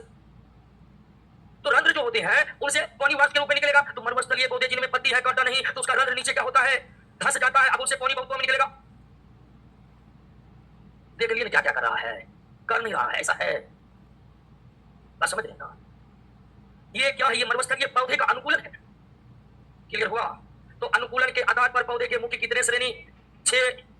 छायादार स्थान पर उगने वाले पौधे, सीसियोफाइट्स, धूप में उगने वाले पौधे, हेलियोफाइट्स, मरुस्थल में उगने वाले पौधे, जेरोफाइट्स, मरुस्थल में उगने वाले पौधे जिसका जीवन काल छोटा है, इफीमिरल मरुस्थलीय पौधे जो जल में उगते हैं, हाइड्रोफाइट्स मरुस्थलीय सॉरी ऐसे पौधे जो जल में उगते हैं, ऐसे पौधे जो जल में उगते हैं, ऐसे पौधे जो लवण क्षेत्र में उगते हैं, या ऐसे पौधे जो समुद्र के किनारे उगते हैं, क्योंकि समुद्र के किनारे का क्षेत्र लवणीय क्षेत्र होता है। एक मरुस्थलीय पौधे मरुस्थल में किस प्रकार का अनुकूलन ग्रहण किया जाता है? एक मरुस्थलीय पौधे मरुस्थल में रहने के लिए कौन कौन से अनुकूलन प्राप्त किए हुए हैं? तो मरुस्थलीय पौधे के जड़ क्या है, तना क्या है, पत्ती क्या है, छोटे या कांटों में उनके रंध्र क्या होते हैं, ताकि रंध्र से वाष्पोत्सर्जन कम से कम हो। बात समझे? उसके बाद ध्यान दीजिए,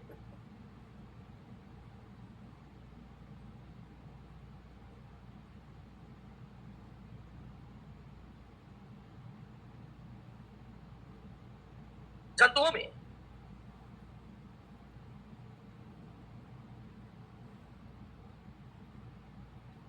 आप जानते हैं कि अनुकूलन प्राप्त करने के लिए केवल पौधों में ही तरह तरह के गुण नहीं उत्पन्न होते हैं। अनुकूलन प्राप्त करने के लिए किसी भी पौधे में ही केवल विशेष अनुकूलन नहीं होता है, पौधे के अलावा ये किसमें और होता है, जंतुओं में भी होता है। अभी आप तुरंत देखें कि मरुस्थलीय पौधे में विशेष गुण है, अर्थात मरुस्थलीय पौधे में विशेष अनुकूलन है, जिसके कारण वे मरुस्थल में रह पाते हैं। तो अनुकूलन केवल पौधों में नहीं, अनुकूलन जंतुओं में। और जंतु अनुकूलन प्राप्त करने के लिए कई तरह के गुणों को अपने में विकसित किया हुआ है। अपने पर्यावरण में रह सकने के लिए, अपने पर्यावरण में निवास करने के लिए विशेष अनुकूलन केवल पौधे प्राप्त नहीं किए हुए हैं, बल्कि जंतु भी किए हुए हैं। जंतु भी किए हुए हैं। अपने पर्यावरण में रहने के लिए जंतु कौन से अनुकूलन को प्राप्त किए हुए हैं? तो पहला है माइग्रेशन, यानी क्या? प्रवास। अनुकूलन प्राप्त करने के लिए जंतु क्या करते हैं? प्रवास। राजस्थान के भारत पूर्व पक्षी अभयारण्य में साइबेरिया से उल्के पक्षी आते हैं, जिसका नाम है साइबेरियन क्रेन। साइबेरियन क्रेन आते हैं राजस्थान के भारत पूर्व पक्षी अभयारण्य। ये उस पक्षी का क्या है? प्रवास। फिर गर्मी आता है तो उड़कर वो साइबेरिया चले जाते हैं। साइबेरिया में गर्मी तो साइबेरियन क्रेन उड़कर भारत, भारत में गर्मी तो साइबेरियन क्रेन उड़कर साइबेरिया। ये क्या है? एक स्थान से दूसरे स्थान पर चला जाना क्या है? और जंतु अगर प्रवास करते हैं तो किस लिए? अनुकूलन के लिए। जंतु अगर प्रवास करते हैं तो किस लिए? अनुकूलन के लिए। अनुकूलन के लिए प्रवास करते हैं। हालांकि प्रवास पौधा नहीं कर सकता, पौधा में स्थान बदलने की क्षमता नहीं है, प्रवास जंतु ही कर सकते। उसके बाद होता है कोमोप्लेग यानी छद्मा व्रण। कोमोप्लेग यानी छद्मा व्रण। गिरगिट के त्वचा का रंग बदलना क्या है? छद्म व्रण यानी छद्म आवरण। छद्म का मतलब छूटा आवरण। तेंदुआ के त्वचा पर एकदम काली काली धारियां बनी होती, और तेंदुआ उन धारियों की मदद से झाड़ियों में इस तरह छिपता है कि दूर स्थित जंतु को लगता ही नहीं कि वहां पर कोई है।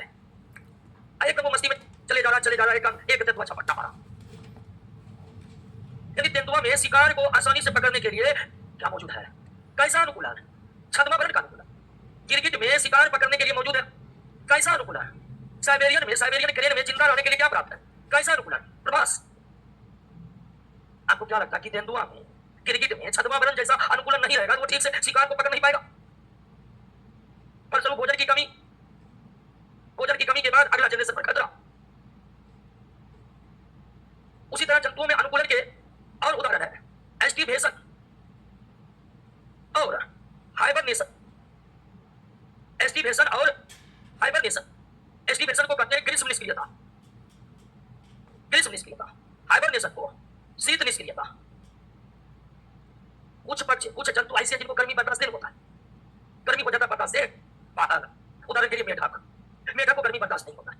अभी एक भी मेढक आपको दिखेगा, सॉरी अभी बरसात चल रहा, दिख जाएगा।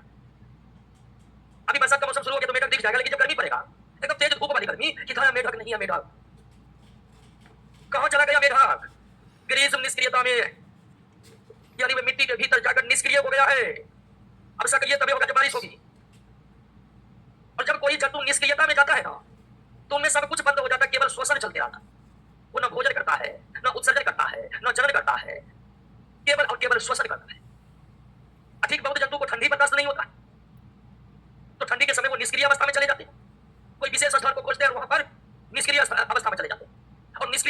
खासियत यह है कि जब कोई जंतु निष्क्रियता की अवस्था में जाता है तो उस दौरान वो केवल श्वसन करते हैं और सारी शारीरिक गतिविधि क्या होती है, रुक जाती है।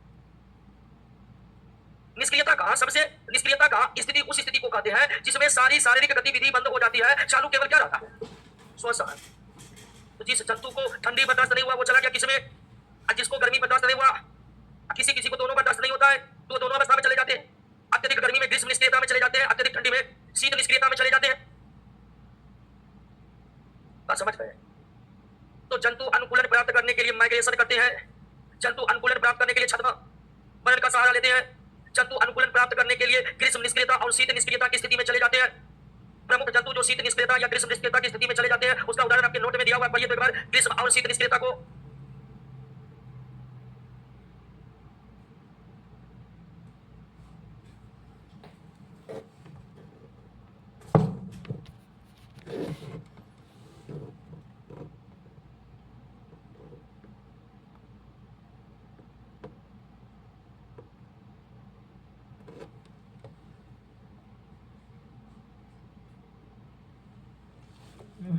अनुकूलन का अगला उदाहरण है मिमिक्री।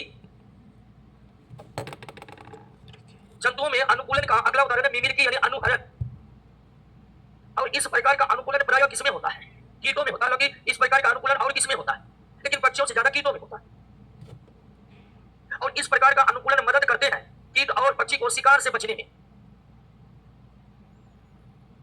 तो शिकार एवं परभक्षी से बचने के लिए कुछ कीटों में कुछ पक्षियों में विशेष प्रकार का अनुकूलन जिसको मिमिक्री या अनुहरण कहते हैं वो पाया जाता है। और ये किस प्रकार का अनुकूलन है समझने का प्रयास कीजिएगा। मान लीजिए कि एक कीट है एक्स और दूसरा कीट है और दोनों एक समान, जैसे दिखने में एक्स है वैसे दिखने में वाई, जैसे दिखने में एक्स है वैसे दिखने में सेम टू सेम दोनों दिखता है। लेकिन एक शिकारी है जिसका पसंद है कौन, कीट एक्स, और वो कीट वाई को पसंद नहीं करता। वो पसंद करता किसको, कीट एक्स को। जबकि दोनों दिखने में क्या है, दोनों कीट दिखने में एक समान है, एक समान। लेकिन एक शिकारी को इन दोनों में केवल एक कीट पसंद है, वो उसी का शिकार करता है दूसरा का। तो वो शिकारी एक्स को देखा और कंफ्यूजन में पड़ गया कि कहीं ये वाई तो नहीं होगा, और वो उस कंफ्यूजन में रह गया कि वो वाई है, इसलिए एक्स को भी वो शिकार नहीं किया, एक्स बच गया शिकार होने से। समान दिखने के कारण जब सजीव परभक्षी से बचे रहते हैं तो इस तरह के अनुकूलन को क्या कहते हैं, अनुकरण। एक जीव इस तरह से दिख रहा है कि कोई और जीव भी उसी तरह का है और शिकारी उसका शिकार नहीं करता है, उसका फायदा जो मिल रहा है एक्स को, ये क्या है एक प्रकार का। बात समझे कि नहीं समझे? तितलियों में, तितली जो एक प्रकार का कीट है उसमें इस तरह का अनुहरण पाया जाता है। तितलियों की अलग अलग जातियां, लेकिन बहुत जाति लगभग समान दिखता है। बात समझ गए ना? तो अनुकूलन के लिए जीव प्रवास करते हैं, छद्मावरण करते हैं, शीत निष्क्रियता ग्रीष्म निष्क्रियता में जाते हैं। मिमिक्री एक जैसे दिखते हैं उसका फायदा पहुंचता है, वो भी अनुकूलन है।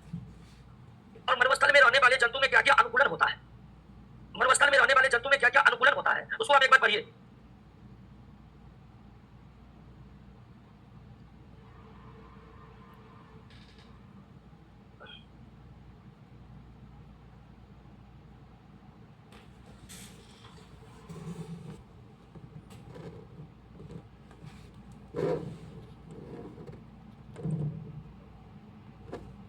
क्लियर?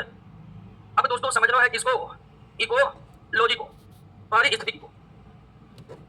अब अगला जो टॉपिक है वो है पारिस्थितिकी, और पारिस्थितिकी को हम कल समझेंगे दोस्तों।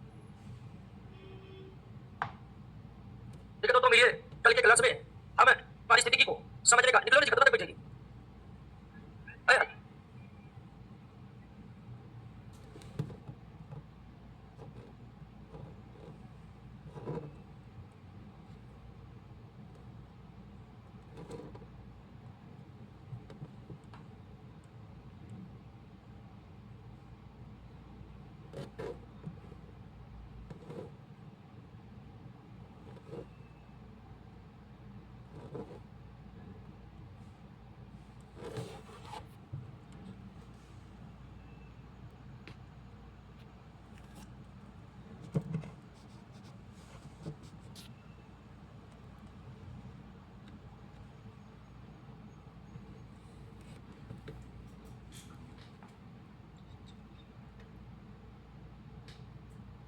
क्या पढ़ रहे थे हम लोग?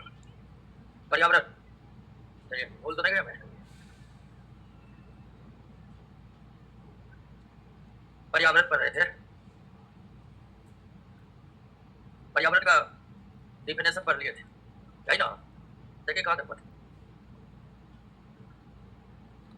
इकोलॉजी पढ़ना। आइए समझिए आप। इकोलॉजी, लगता है बोर्ड नया है क्या?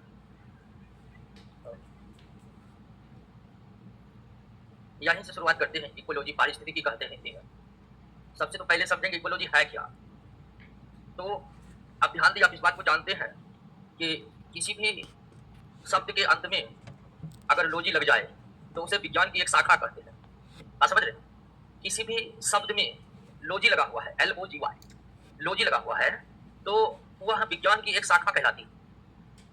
जैसे साइटोलॉजी, कोशिका के अध्ययन को क्या कहते हैं? साइटोलॉजी। उसी तरह हिस्टोलॉजी, तो विज्ञान की वह शाखा जिसमें ऊतकों के बारे में पढ़ा जाता है, हिस्टोलॉजी। तो इकोलॉजी भी विज्ञान की एक शाखा है। इकोलॉजी भी विज्ञान की एक शाखा है। और इकोलॉजी विज्ञान की वह शाखा है, इकोलॉजी इकोलॉजी विज्ञान की वह शाखा है जिसमें पढ़ा जाता है किसके बारे में? एनवायरनमेंट के बारे में, पर्यावरण के बारे में। किसके बारे में? पर्यावरण के बारे में। तो विज्ञान की वह शाखा, विज्ञान की वह शाखा जिसमें हम पर्यावरण के बारे में पढ़ते हैं, उसे ही क्या कहते हैं? इकोलॉजी कहते हैं, पारिस्थितिकी कहते हैं। तो पारिस्थितिकी विज्ञान की शाखा है जिसमें हम पर्यावरण के बारे में पढ़ते हैं। पारिस्थितिकी विज्ञान की एक शाखा है जिसमें हम किसके बारे में पढ़ते हैं? पर्यावरण के बारे में पढ़ते हैं। इकोलॉजी विज्ञान की वो शाखा है जिसमें हम एनवायरनमेंट के बारे में पढ़ते हैं। अब ध्यान दीजिए कि जब आप पर्यावरण पढ़ रहे थे तो आपको बताए थे कि पर्यावरण बहुत विशाल है, बहुत विशाल। पर्यावरण इतना विशाल है कि समूची पृथ्वी ही किसमें समाहित है? पर्यावरण में। तो पर्यावरण अत्यंत विस्तृत है, पर्यावरण अत्यंत विशाल है, पर्यावरण की संरचना अत्यंत जटिल है। तो पर्यावरण जो बहुत बड़ा है, बहुत विशाल है, जिसकी संरचना बहुत जटिल है, तो उसे हम पढ़ेंगे कैसे? तो जब भी पर्यावरण को पढ़ा जाता है तो किसके संदर्भ में पढ़ा जाता है? सजीव के संदर्भ में। ये नहीं कि हम सीधे पर्यावरण के बारे में पढ़ना चालू कर दिए। पर्यावरण के बारे में, जब पर्यावरण के बारे में जैसे ही हम पढ़ना चालू करेंगे, हमारे केंद्र में कौन आ जाएगा? सजीव। जैसे मानव का पर्यावरण, भिन्न भिन्न प्रकार के जंतु का पर्यावरण। तो जब भी पर्यावरण का अध्ययन होता है तो अध्ययन ये होता है कि सजीव अपने पर्यावरण में कैसे रहते हैं, सजीव का अपने पर्यावरण से क्या संबंध है। इसलिए इकोलॉजी को और भी थोड़ा विस्तार से हम परिभाषित करना चाहेंगे तो परिभाषा ये निकलेगा कि सजीव और उनके पर्यावरण के बीच के संबंधों का अध्ययन विज्ञान की जिस शाखा में करते हैं उसे क्या कहते हैं? इकोलॉजी का। बस समझ गए ना? तो इकोलॉजी विज्ञान की एक शाखा है और इसको समझने में बहुत ज्यादा दिमाग लगाने की जरूरी नहीं है, क्योंकि आप जानते हैं कि लॉजी लगा वो विज्ञान की शाखा बना। तो एक बात तो क्लियर है कि इकोलॉजी कुछ भी हो, विज्ञान की एक शाखा तो है ही यह। और इकोलॉजी विज्ञान की वो शाखा है जिसमें हम पढ़ते हैं किसके बारे में? अब पर्यावरण चूंकि बहुत विशाल है, इसीलिए पर्यावरण को जब भी पढ़ते हैं तो हम केंद्र बिंदु में लाते हैं किसको? सजीव को। हम ये पढ़ते हैं कि सजीव आखिर पर्यावरण में कैसे रहते हैं, क्योंकि बायोलॉजी हम पढ़ रहे हैं और सजीव को ही हटा देंगे तो बायोलॉजी का उद्देश्य ही समाप्त हो जाएगा। बायोलॉजी का मतलब ही होता है कि हम किसके बारे में पढ़े। तो इसलिए बायोलॉजी में जब पर्यावरण को पढ़ते हैं तो पढ़ते हैं किसका पर्यावरण? सजीव का पर्यावरण। बस समझ गए ना? तो विज्ञान की वो शाखा जिसमें पर्यावरण का अध्ययन किया जाता है उसे क्या कहते हैं? या विज्ञान की वो शाखा जिसमें सजीव और उसके पर्यावरण का अध्ययन होता है उसे क्या कहते हैं? पर्यावरण और सजीव के बीच के संबंधों का अध्ययन विज्ञान की जिस शाखा में करते हैं उसे क्या कहते हैं? इकोलॉजी कहते हैं। क्लियर हो गया दोस्तों? समझ गए इकोलॉजी? अब इकोलॉजी को हिंदी में से कहते हैं पारिस्थितिकी। इकोलॉजी को दो भागों में बांटा जाता है। कितने भागों में? दो भागों में बांटा जाता है। नॉर्मल पानी थोड़ा मंगाइए ठंडा। इकोलॉजी को कितने भागों में बांटा जाता है? दो भागों में। एक है ऑटो इकोलॉजी, ऑटो इकोलॉजी, और दूसरा है सिन इकोलॉजी। ऑटो इकोलॉजी और सिन इकोलॉजी, इसको हिंदी में कहते हैं स्वपारिस्थितिकी, स्वपारिस्थितिकी, और इसको कहते हैं समुदाय पारिस्थितिकी, समुदाय पारिस्थितिकी। पारिस्थितिकी को, इकोलॉजी को दो भागों में बांटा गया है। ऑटो इकोलॉजी, इसको ऑटो ऐसे ही लिखते हैं, और दूसरा है सिन इकोलॉजी। ऑटो इकोलॉजी और सिन इकोलॉजी। अब ऑटो इकोलॉजी और सिन इकोलॉजी में क्या डिफरेंस है उसको समझने के लिए दो शब्दों को जानना बहुत जरूरी है। एक जाति और दूसरा समुदाय। जाति और समुदाय, ठीक है? Species and community. और जाति क्या है, समुदाय क्या है, इसके बारे में चर्चा किए हुए। यादव जी, एक ही प्रकार के सजीव क्या कहलाते हैं? जाति। और कई प्रकार की जाति मिलकर समुदाय बनाते हैं। जैसे कुत्ता एक क्या है, और किसी क्षेत्र में जितने भी जाति रहते हैं वो सब मिलकर उस क्षेत्र का समुदाय कहलाते हैं। तो अब आप समझिए कि स्व पारिस्थितिकी क्या है और समुदाय पारिस्थितिकी क्या है। किसी एक जीव या किसी एक जाति के जीव और उनके पर्यावरण के बीच का अध्ययन क्या कहलाता है? स्व पारिस्थितिकी। एक जीव या एक ही जाति के जीव और उनके पर्यावरण के बीच का अध्ययन क्या कहलाता है? स्व पारिस्थितिकी कहलाता है। जैसे कुत्ता और उसके पर्यावरण के बीच का अध्ययन क्या कहलाएगा? मानव और उसके पर्यावरण के बीच का अध्ययन क्या कहलाएगा? बस समझ गए ना? घोड़ा और उसके पर्यावरण के बीच का अध्ययन। तो एक ही सजीव या एक ही जाति के सजीव और उसके पर्यावरण के बीच के संबंधों का अध्ययन इकोलॉजी के जिस शाखा में होगा वो कहलाएगा ऑटो इकोलॉजी या और यह में तो नाम ही जुड़ा हुआ समुदाय पारिस्थितिकी। विभिन्न जाति एवं उसके पर्यावरण के बीच का अध्ययन क्या कहलाता है? विभिन्न जाति और उनके पर्यावरण के बीच के संबंध का अध्ययन क्या कहलाता है? तो केवल एक जीव या केवल एक जाति के जीव और उसके पर्यावरण के बीच के संबंध का अध्ययन स्वपारिस्थितिकी कहलाता है। और भिन्न भिन्न जाति जो मिलकर क्या बनाते हैं? तो भिन्न भिन्न जाति एवं उनके पर्यावरण के बीच के संबंधों का अध्ययन क्या कहलाता है? या समुदाय और उनके पर्यावरण के बीच का अध्ययन क्या कहलाता है? तो इकोलॉजी कितने प्रकार हो गए? ऑटो इकोलॉजी और सिन इकोलॉजी। स्वपारिस्थितिकी एवं केवल एक जीव या केवल एक जाति के जीव और पर्यावरण के बीच के संबंधों का अध्ययन क्या कहलाता है? अब भिन्न भिन्न जाति और उनके पर्यावरण के बीच के संबंधों का अध्ययन क्लियर हुआ? समझ गए? इकोलॉजी क्या है समझ गए? इकोलॉजी के प्रकार समझ गए? कोई दिक्कत नहीं ना? विज्ञान की वह शाखा जिसमें पर्यावरण का अध्ययन होता है क्या कहलाता है?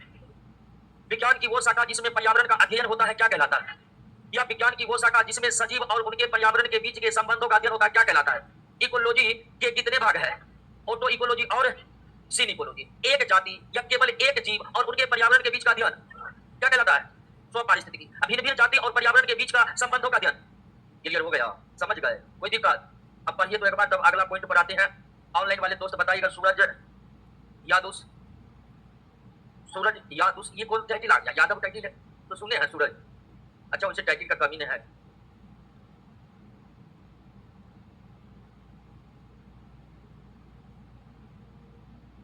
हिमांशु शर्मा,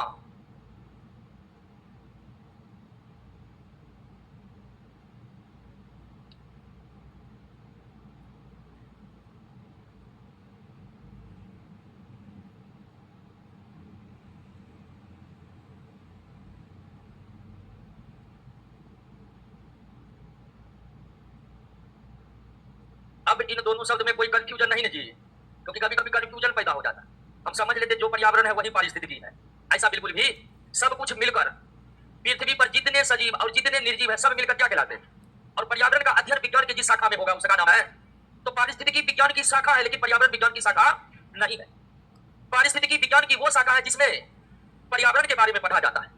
और पर्यावरण क्या है ये हम समझ चुके हैं। पर्यावरण इक्वल टू सजीव प्लस निर्जीव। हर सजीव पर्यावरण का हिस्सा है और हर निर्जीव पर्यावरण का हिस्सा है। सजीव और निर्जीव मिलकर ही बनाते हैं पर्यावरण। और पर्यावरण का अध्ययन विज्ञान की जिस शाखा में होगा तो पर्यावरण और पारिस्थितिकी के बीच के अंतर को आप समझ गए होंगे। अब पारिस्थितिकी कितने प्रकार के? दो। अब एक नया बात यह भी जानना जरूरी है कि ये जो इकोलॉजी टर्म है यहाँ पर दो वैज्ञानिकों के जानना।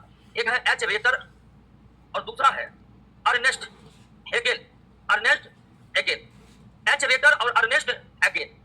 ये जो इकोलॉजी शब्द है, इस इकोलॉजी शब्द का सबसे पहले इस्तेमाल किसने किया?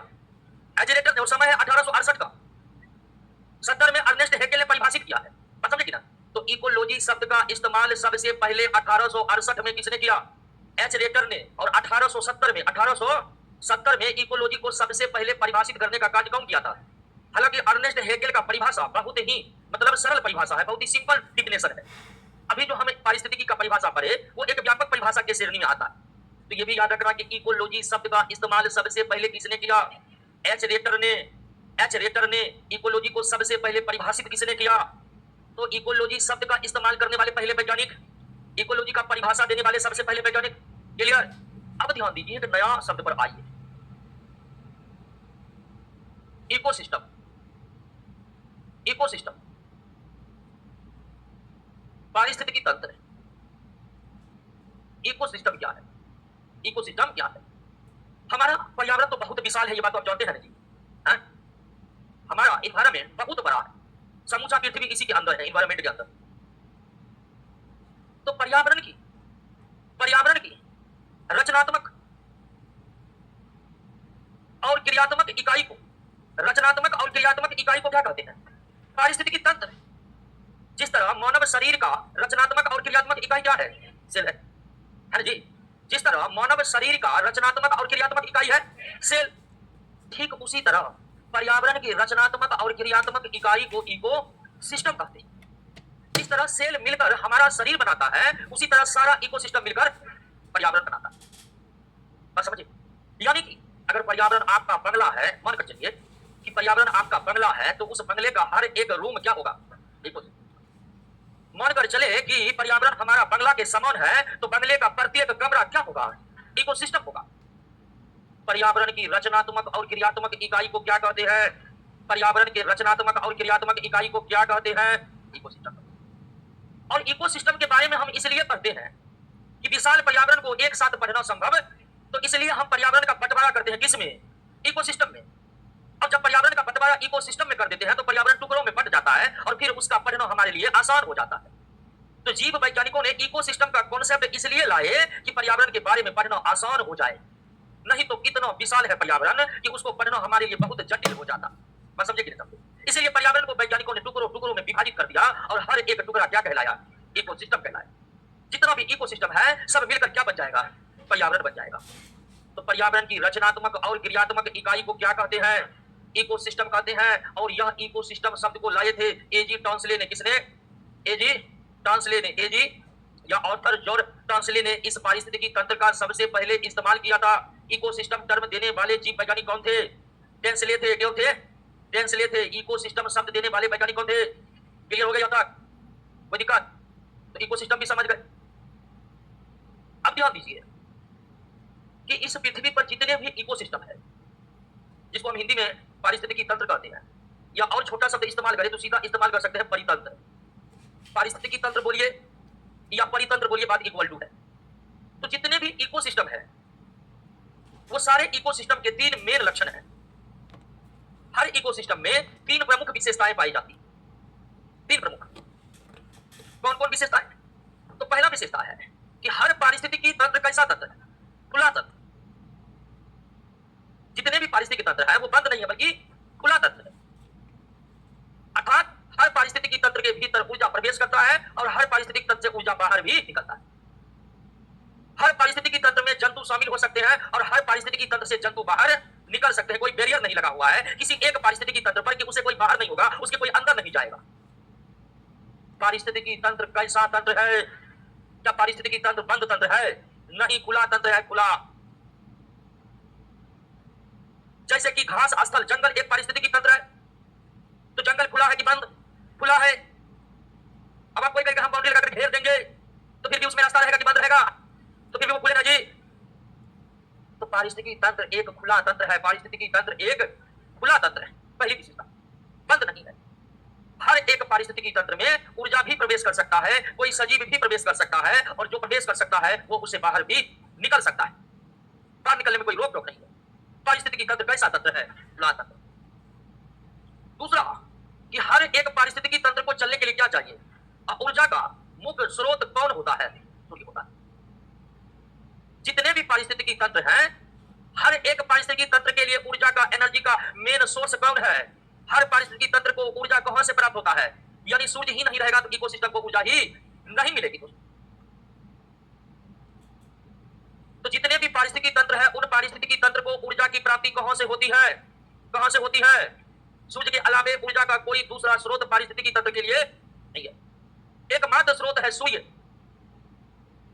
और तीसरा कि पारिस्थितिकी तंत्र की जो संरचना होती है वो संरचना नियमित होती है या उस संरचना में एक रूपता पाई जाती है।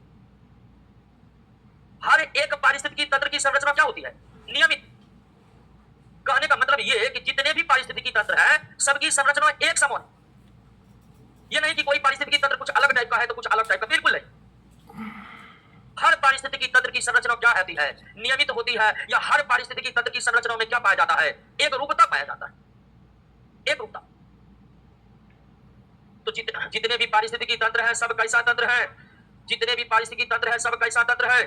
हर एक पारिस्थितिकी तंत्र के लिए ऊर्जा का एकमात्र और मुख्य स्रोत कौन है? हर एक पारिस्थितिकी तंत्र के लिए ऊर्जा का मुख्य और एकमात्र स्रोत कौन है? भिन्न भिन्न पारिस्थितिकी तंत्र की संरचना कैसी होती है? नियमित कहने का मतलब उनके संरचना में एक रूपता पाई जाती है। एक पारिस्थितिक तंत्र की संरचना जैसी है उसी तरह की संरचना अन्य पारिस्थितिकी तंत्र का भी होता है। और सीधी सी बात है कि हर पारिस्थितिकी तंत्र सजीव और निर्जीव से मिलकर बना है, सजीव और निर्जीव से मिलकर बना है। बात समझे? तो प्रत्येक पारिस्थितिकी तंत्र के मुख्य कितने विशेषताएं? पारिस्थितिकी तंत्र क्या है? पारिस्थितिकी तंत्र क्या है? पारिस्थितिकी तंत्र में ऊर्जा का मुख्य स्रोत, पारिस्थितिकी तंत्र में ऊर्जा का मुख्य स्रोत, पारिस्थितिकी तंत्र की संरचना। क्लियर हो गया? अब आइए दोस्तों, ये इकोसिस्टम जो पर्यावरण की रचनात्मक और क्रियात्मक इकाई है, इस इकोसिस्टम के मुख्य दो भाग, एक प्राकृतिक इकोसिस्टम नेचुरल इकोसिस्टम और दूसरा कृत्रिम।